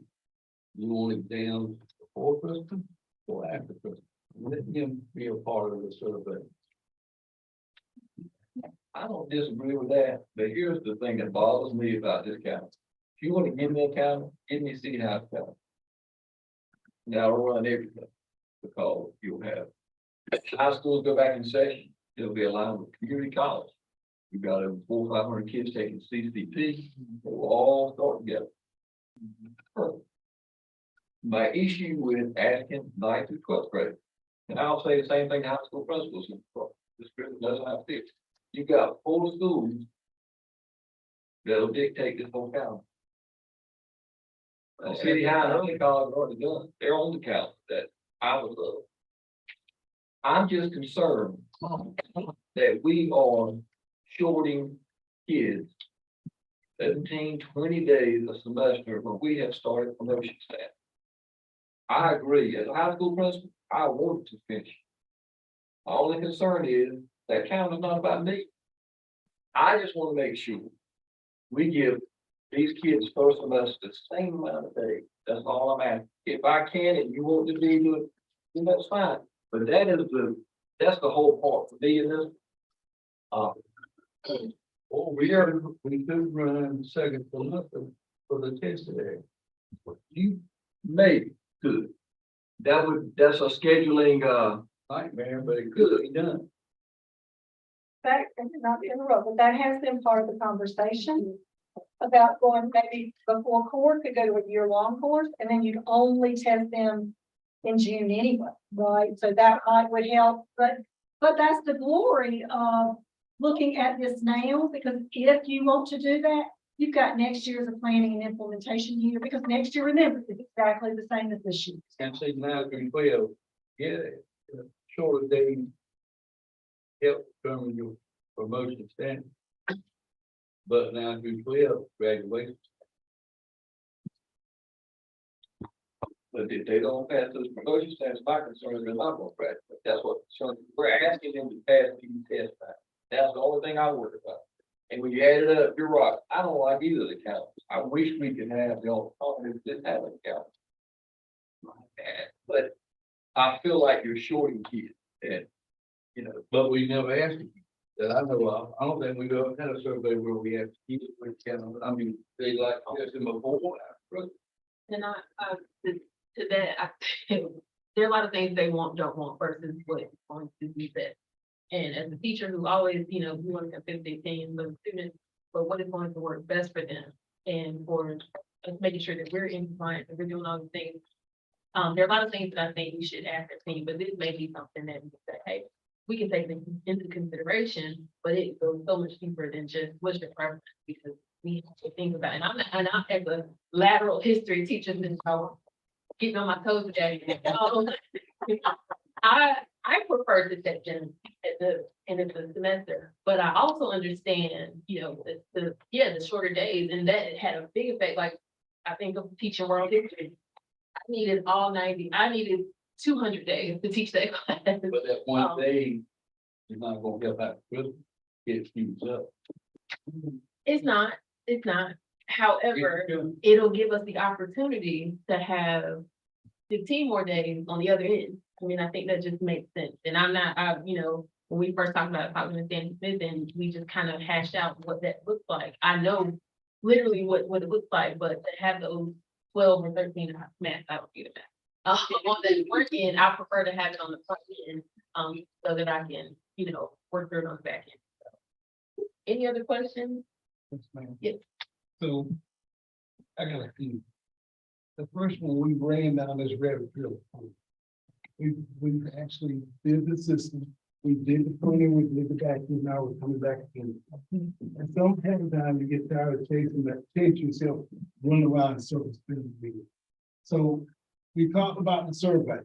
Who do we invite, the community survey, who was involved in that community survey, and what type of participation did you get? Really good responses to that. It went out through social media, on the website. How many participants? We get 400 probably, which for us, for surveys, like exponentially. We send out into the businesses because they're backstage. Yeah, I mean, it could go to anybody, like, when they answered the responses, it was, are you a parent, are you a community member, are you an employee, or do you fall into multiple? Sorry, You're a student. are you a student? Yeah. Okay. So it could really be anybody in that, and it just went out. So do you have that broken down? Do you see that, please? Mhm. You want to see, I can just share the survey response. No, you can see the, Okay. the other side of this one, the legislative piece, we've been talking about legislation piece for the last 10 years too. And you know what? You can talk, I would be like my mayor, Jimmy Johnson said, you can talk the talk, you can walk the walk. It's about time we stop talking the talk, because there are 55 states or counties out there that actually take the lead on this thing. Why are we not being a part of that 55 county? Nope. I thought you were. Nope. See, that's not right. But see, we don't know, you can't tell the front from the back. The right hand don't know what the left hand going on with this process. That's what I'm seeing with this calendar. I'll be the first one to tell you, I don't know jack about a calendar. I looked at a calendar. When they talk about calendar, I look at Frank. So he's the president, or that's what he did. But when I got the wherewithal to learn about this calendar, and I read the law, I talked to the legislators about some of this stuff. And it doesn't make any sense, the voting power that we have as a state institution for education, that we cannot push or we want to push. There's no reason why we cannot say we want to start school early. No one, I know it dictates to us, and I was talking to Dr. Ellis about this thing. If we decide this is what we're gonna do, we'll come out of compliance. And so what happens when we come out of compliance? The superintendent's paycheck gets held. So you need to have a- My direction has always been to build calendars within the law. Until somebody tells me to build calendars outside of the law, then I'm gonna build calendars. So, inside the law. Well, my committee will build calendars. We need inside to the law. look at what's the impact. Because at the end of the day, he's charged with one thing. We got a whole lot of students in low performance, a whole lot. How is that gonna impact us when they pull them out of low performance?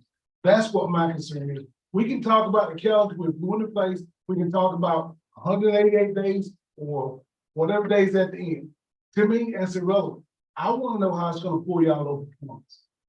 Well, I think that's the argument that they're making, that if we do balance it out better, I think that the calendar, it is a big deal. I think, and that's two separate issues. You're talking about advocating for education and the issue, she still has to make calendar regardless. And so what I'm saying is, I think that the purpose is, and my talking with the committee is, we're doing this to create that balance so that our first semester test scores are better. So in effect, they're doing their part on their level. So then that leaves us on our level to do a part. But again, that's two separate issues. So yes, let's advocate, but also let's still continue to do the work. I think that's what you're doing. So I appreciate it. And there's a third, Right. there's a student level. Right. Well, we haven't had promotion standards. How many years? I was here. 2010. So now you ask the students in one group to do it in 70-some days, and another group to do it. That's where I have it. So let me piggyback on what Ms. Bullock was saying.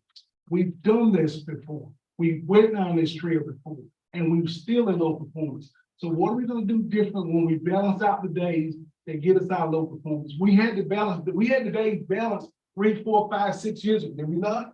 We balanced those days. We did before testing, before this holidays and after the holidays.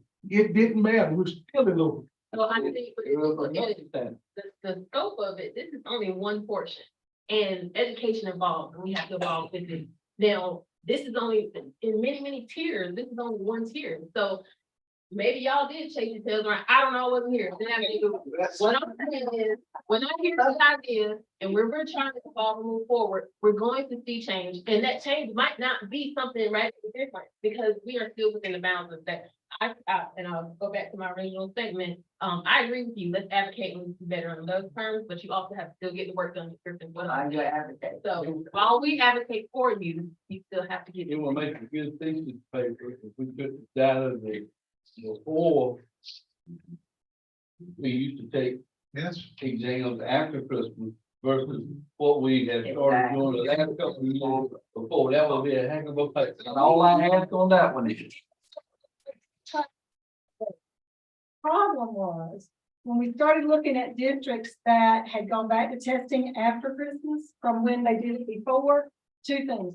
One was the standards changed from the last time, so we weren't really able to compare. And then we had all that COVID interruption data as well. So I like the, we did try to look. we at need that. to be out of here because there was enough Western Canada on there. Who gave the information to me to tell to wag the dog? I don't like it. We can't fix that, but I get it, I get it. Okay, any other questions? Anything else? So these are for approval with the understanding that they can be gently tweaked as we get closer to those years. Okay, so at this time, I will entertain a motion, being presented for the full board. Have a motion.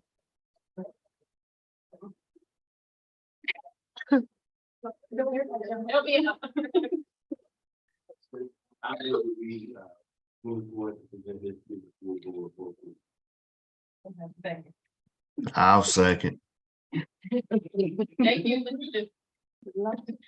Okay, so I will, we'll take vote. Mr. Vincent. Yeah. Oh, yes. Mr. Gray, Yes. Mr. Lamb, Yeah.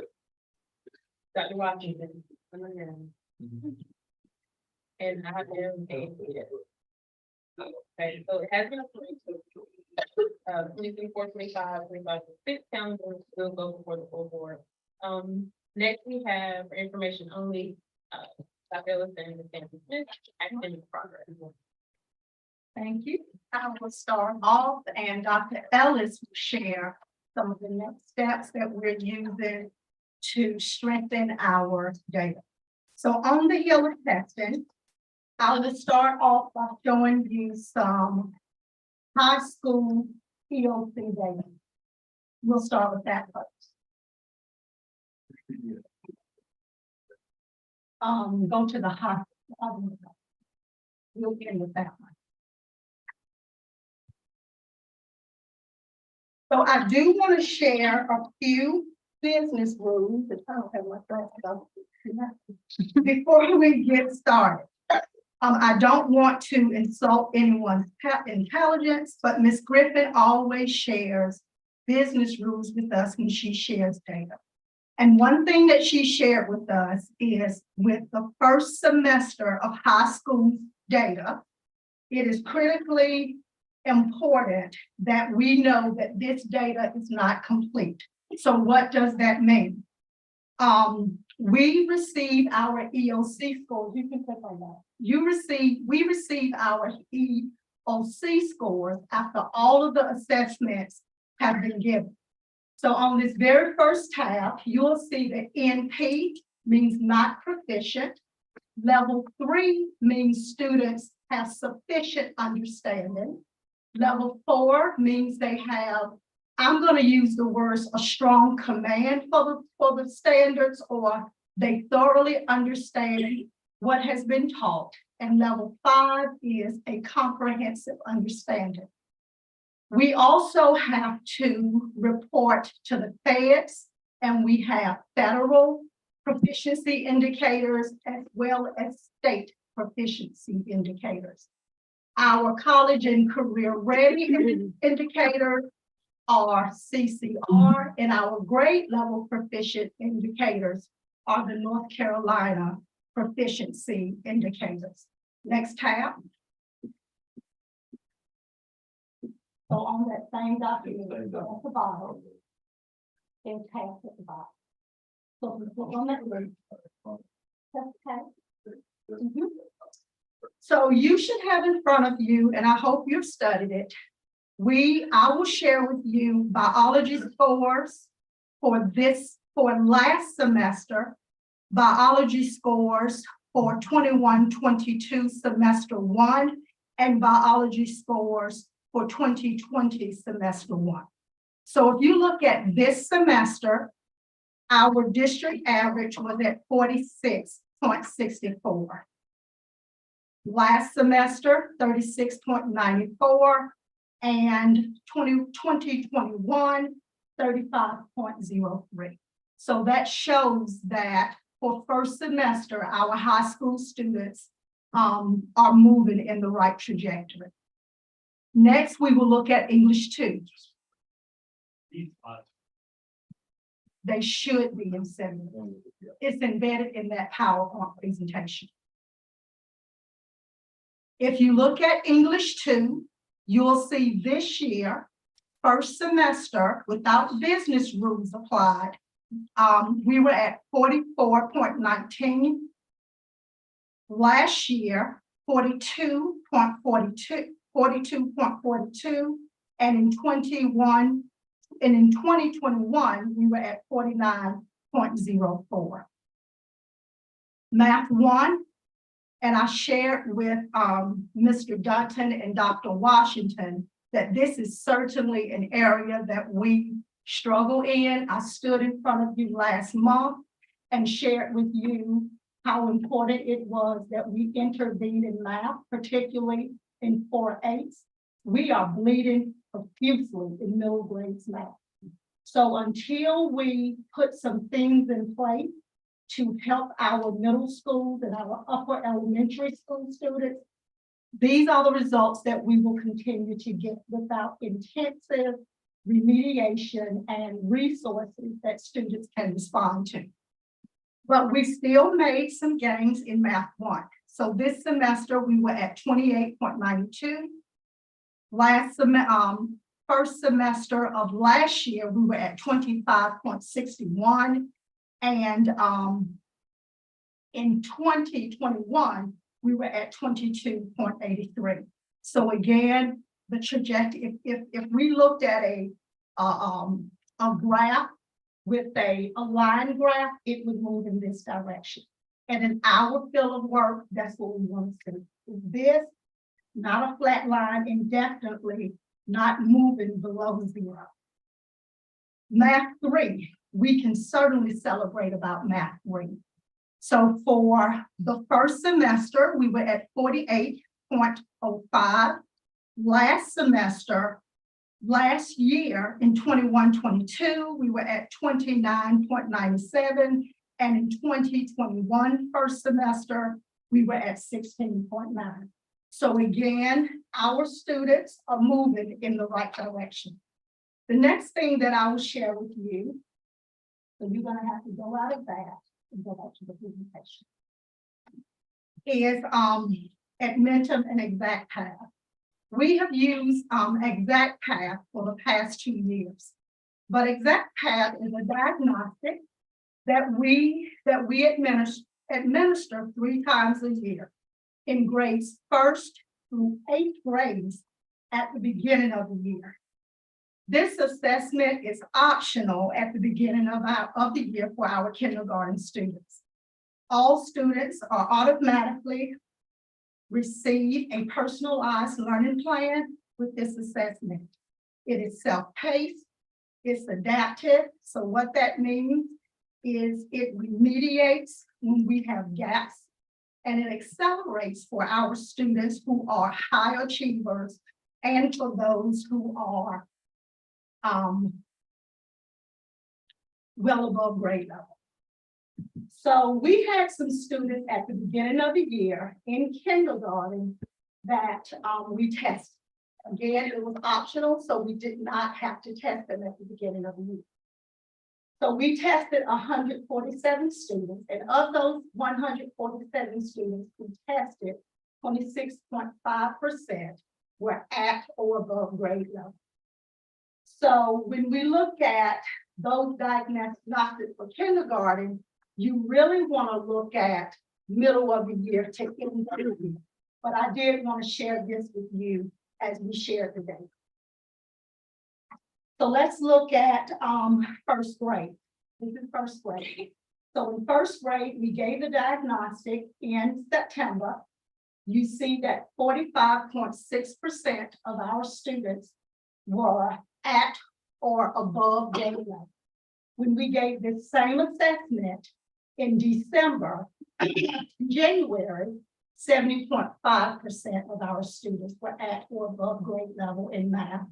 And then in reading, you can see we were at 52.6%, and we have gone up to 70%.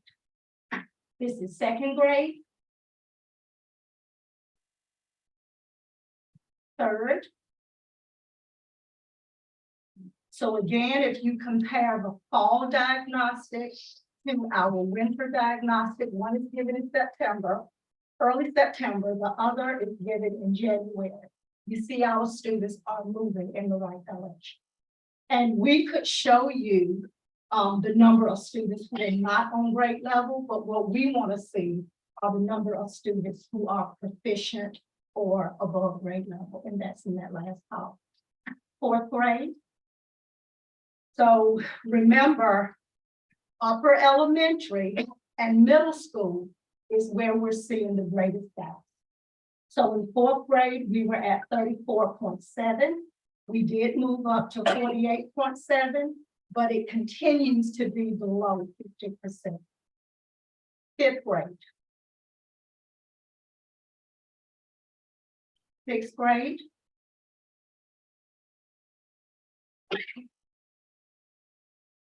Seven. And eighth grade. So go back to our Math 1 scores and look at our winter diagnostic in eighth grade. If those students are taking Math 1 in next fall, our proficiencies will probably be low. So next month, we'll talk to you about some summer interventions that we plan to put in place. M-class data. M-class data, we start that assessment in kindergarten. This is a state mandated assessment that we give to all of our kindergarten and third grade students in reading. So Dr. Farrow shared with you that our kids come to us all just at the beginning of the school year, and their cups are full. So we like to look at our kindergarten students as being blank slates. And we say that because we have the opportunity when we get them in kindergarten to not worry about what goes on at home, but to ensure that we're giving them quality instruction so we can move them and have more kids at or above grade level. This is one of my favorite M-class graphs because it shows the number of students who were assessed at the beginning of the school year and the students who were well below benchmark, below benchmark, at benchmark, and above benchmark. So if we just concentrate right now on kindergarten, what does that data tell you about the kindergarten students that we assessed at the beginning of the school year?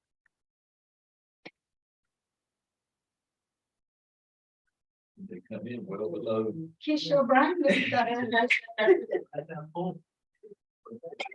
They're well below coming in. Yes.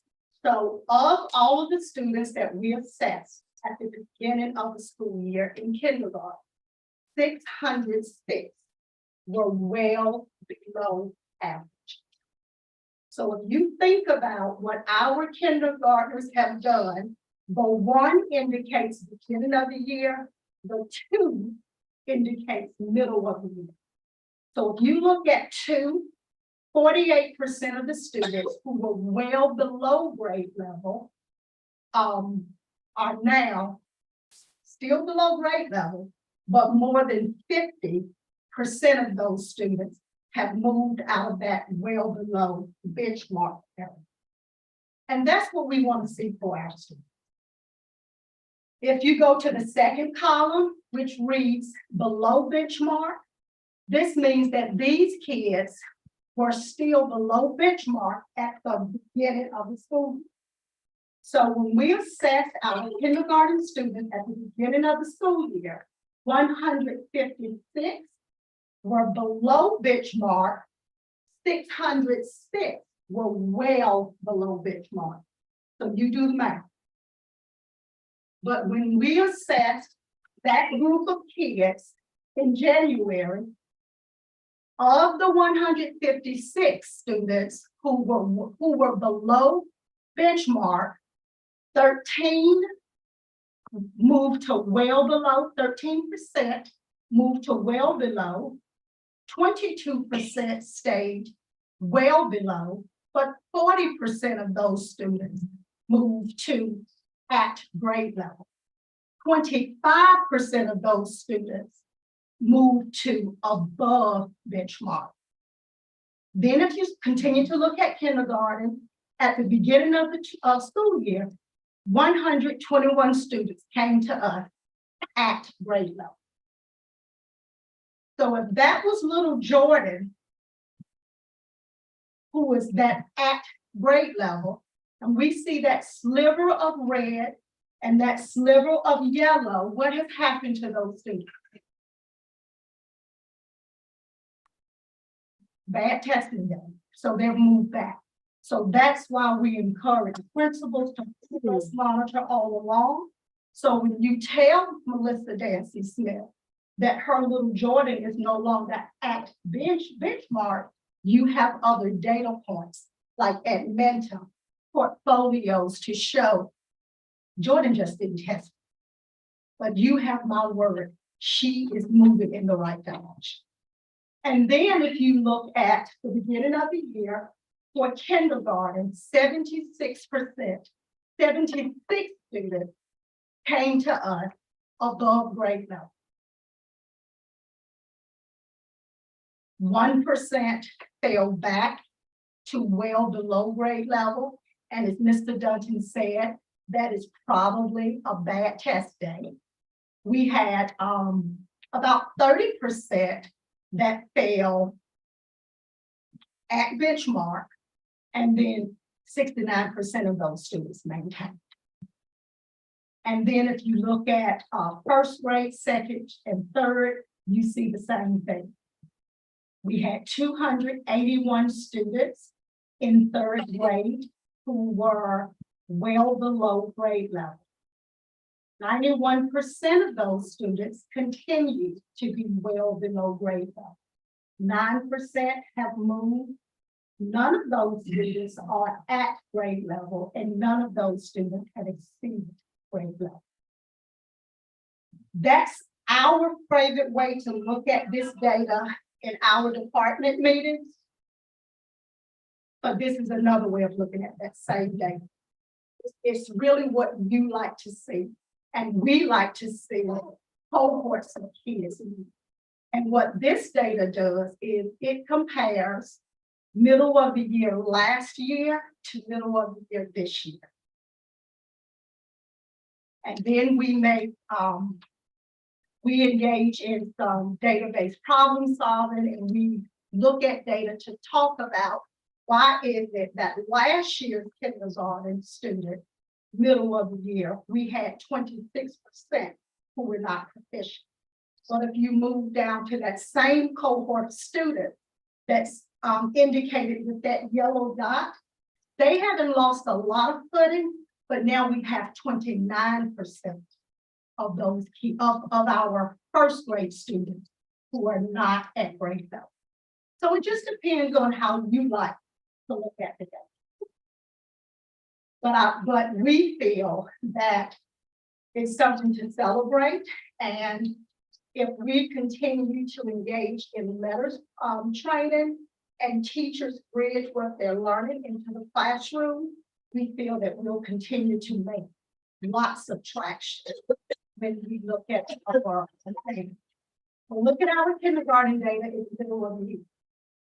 Think about where we were at the beginning of the year and look at where we are now. Yes, sir. How many of the kindergartners were? I would have to pull that data. And they're making traction. I would definitely have to pull that data. If I don't have any number, yes, pull the data from last year's kindergarten students who were attained and look at whether they're making any change. Any other questions? Are there any questions? Who's the last? One observation, it looks like we need to start with everybody pre-K, and we need to have year-round school. Guess what, Mr. Lamb, you are still in our thunder. So at last week's A&A meeting, and that's our department meeting for my department, we looked at some data called the early learning inventory. And again, going back to Dr. Farrell's point, it showed us as a district that there are basic skills that our children and grandchildren probably have that our kindergarten students don't have when they come in. So we, in our data dig, we did something called, I noticed and I wonder. And one thing that came up was, I wonder how many of those students went to our pre-K program. So Robin is working on now, getting a list of all of our students who went to our pre-K program. And we want to see the impact that our preschool program is making on kindergarten students when they enter. On pre-K, do we field specifications, does everybody have to take back in the day the dialogue to see whether or not they qualify for pre-K, or do we admit anybody to pre-K? We don't admit anyone, that I do know. We do look at academic risk factors and we look at the poverty index, but also we serve a lot of our exceptional children. We don't doubt it. No, it's the, during COVID, we switched to the ages and stages questionnaire. So that has the cognitive part, physical part, like the dial did, and a social emotional part, and that is the rating scale that we use to get that index for that. That's used for everybody, right? Yes. Yes. Because I can remember when we started pre-K Middlesex, there was no academic structure or no requirements. We had 21 slots, 18 slots were filled by migrants. I'm not criticizing, it's just a fact.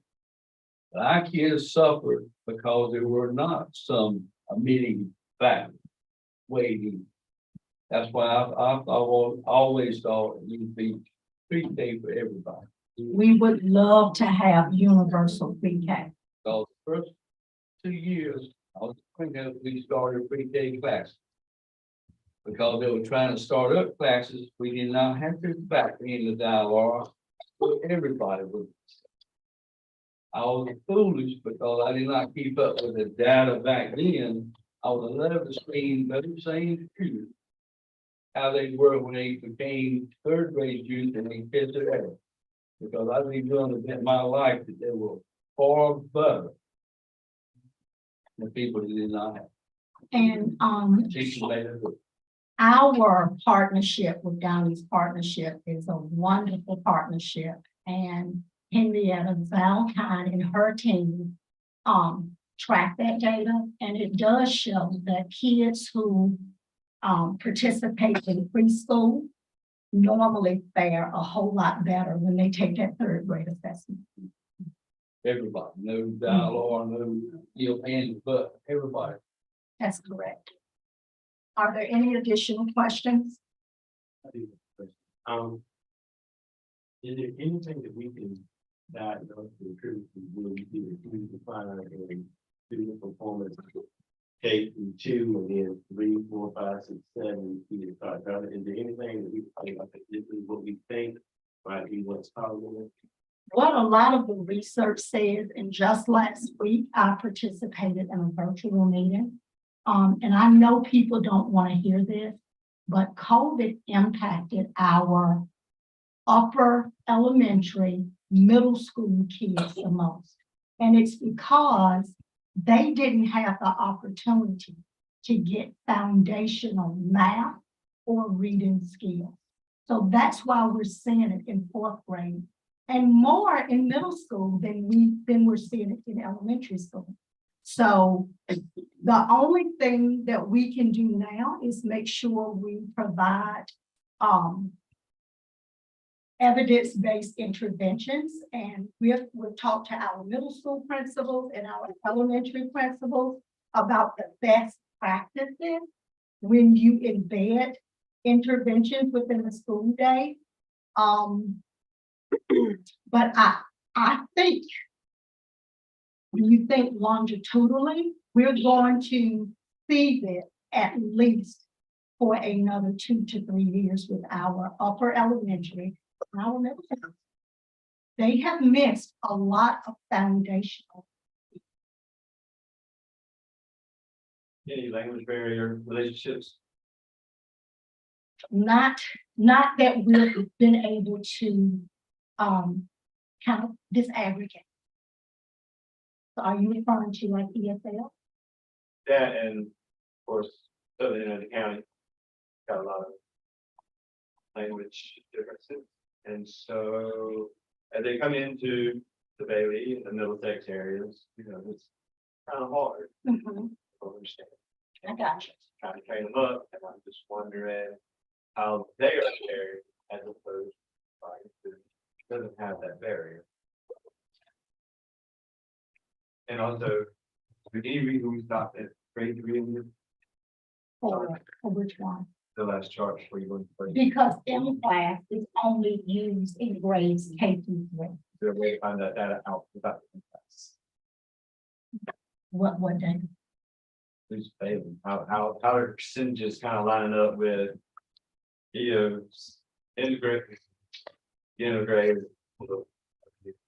So the only thing you can look at, that we have K-12, K-8 would be exact. Okay. So, and I did share that. Okay. We gave it at the beginning of the year and we gave it again at the middle of the year, and we'll give it again at the end.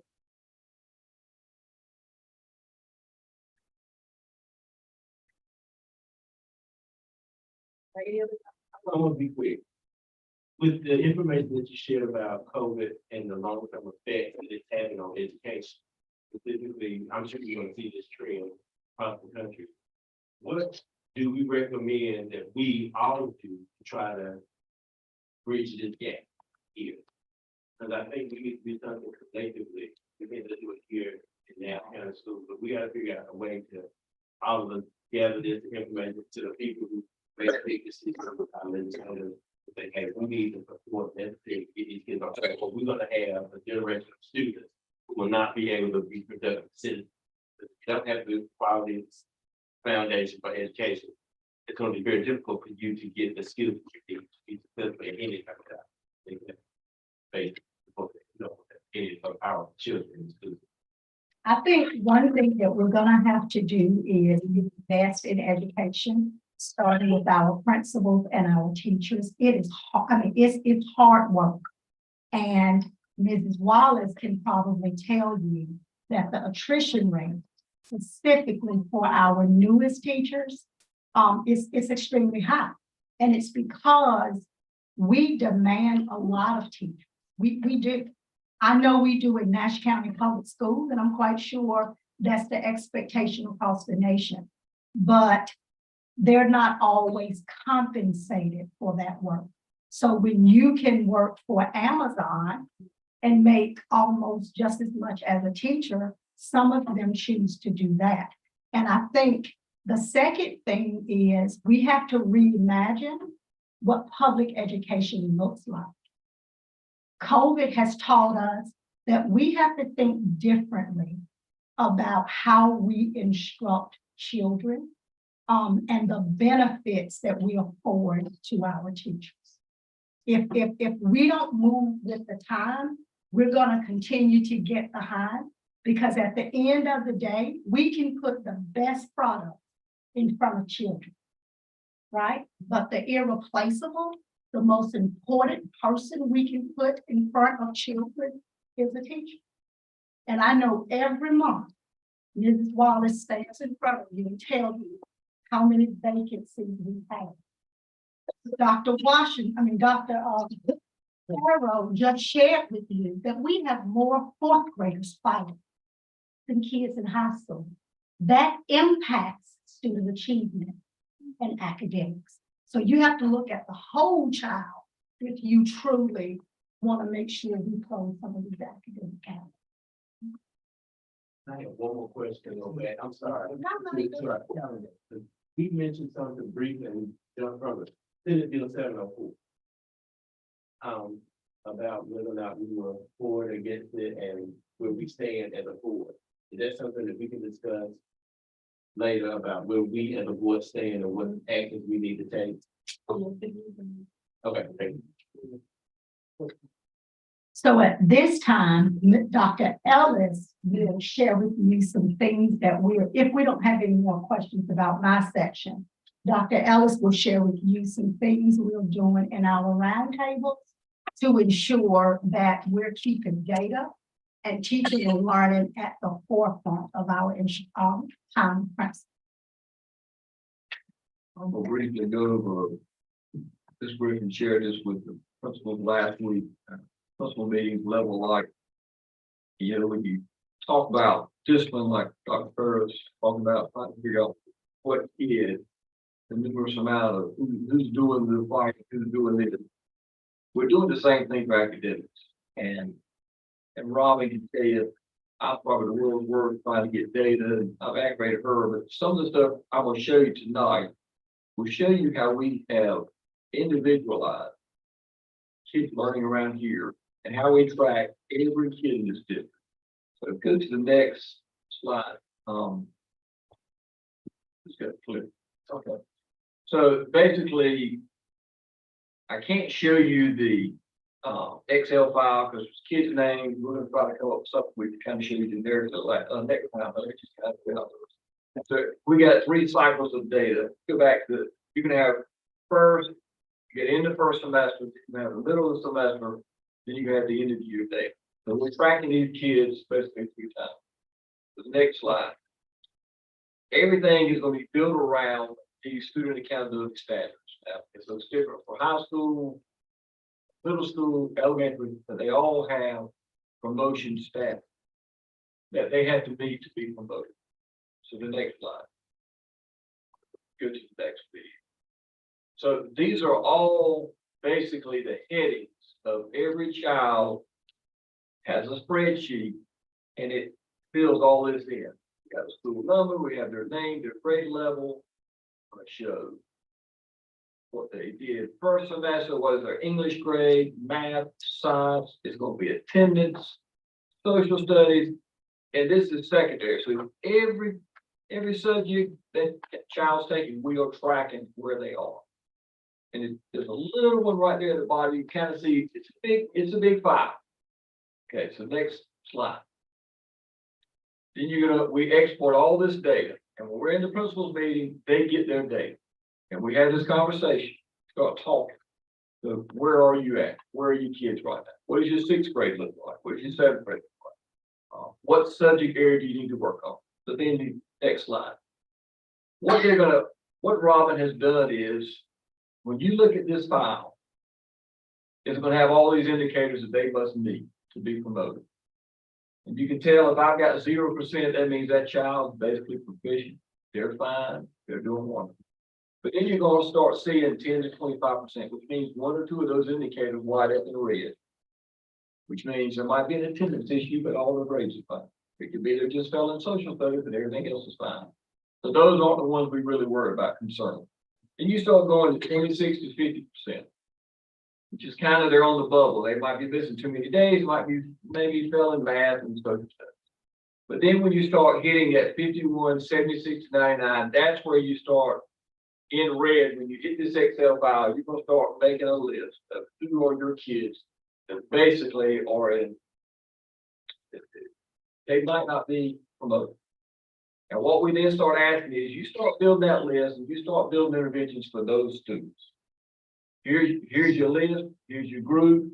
Do they need math intervention? Do they need a social study? Do they need to be in even academy for attendance? So, what accountability has done is we know right now how many kids in this district are in that retention list. But what I like about this is there are no secrets. Everyone knows. You can spot it right now on every file. All I have to do is go to a T drive that Robin sets up. I can look on every middle school. Bam, I can hit the red. I've got it all written down. And then what we ask the principals, so what are you doing? What are the teachers doing? Are we notifying parents? This is the list that we go through to find out, so where are we at? And I think that's what's helped us this year is we're just trying to figure out. So every semester, where are we sitting? What does DS Johnson look like? What is red in the middle? and we have this data that we can just go to and start thinking in our mind. Do we need a little more math intervention? Do we need to put out? Do we need some chance for training teachers on behavior? And it kind of just focuses us as a district, where do we need to put our report? Next time, what I'll try to do is get you kind of like what the Excel file looks like. Just gotta be careful because there's names on it. And we'll probably put some names up there that fake names for it. But you'll kind of see what each principal gets. And then what they do is they go to a sheet like this and they start putting those kids' names down. And then they go to teachers to say, I said, what are we doing for these kids? So everyone is in the loop. And I think this has helped us. We started last year with the conversation. And then I think this year we really have figured out we can actually track it, which is what we need to do. And I think this is what's going to cause us to create some of this movement. You've already seen it in high school, some of the scores, 20-point jump from some of these schools. It's making a difference. But that's what we did. So that's what I really like about this, because we're actually focusing on each kid, not groups. Right, and then the parents would have, and I'm gonna, Alyssa, I don't want to mess this up. They have the individual student plans where a parent meets with a teacher and says, here's where your child is. This is the plan we have based on our files that they are maybe not having, so maybe they're missing too many days. And they get these contracts where they move forward, track that kid's progress. And those plans are used in kindergarten through grade 12. We told them at the beginning of the school year, we shouldn't have any kids on plans at the beginning of the school year because the teachers haven't had an opportunity to make an impact. We showed you the data. So that means you need to teach all kids. And if you're going to have a plan for your kids who are already above and at grade level. And then we required that all students who were retained last year, they come back with a plan, because we wanted to make sure that schools did something different with those students this year. Are there any additional questions? Is this one plan coordinated with the academic plan? So there again, it goes back to repeat offender. I mean, I look at repeat offenders, how much educational time does that repeat offender driving to the other 23 in that class? And there's correlation for that. You can tell kids in business spending this days or their academics are short lagged on that. Yeah. But it'll be twofold. They would get possibly a discipline plan as well as academic. But in this big database, it shows up under attendance, and most principals know, well, Melissa's has been out for 10 days, but she's suspended. So it shows up in that big database under attendance. Are there any additional questions? One question, so this is how it's been often in the data is how we're gonna put it. I just wanted to. So it's really housed on the Key Drive, which is our intranet, and every school has access to it. So Robin does a great job of, because we believe in transparency. So all schools can see each other's data, but what they do is they spend time sorting and spend more time looking at their school's data. So, fourth and eighth grade. They would have been in some school in that program, there were 2,000 people. A very good report. Thank you.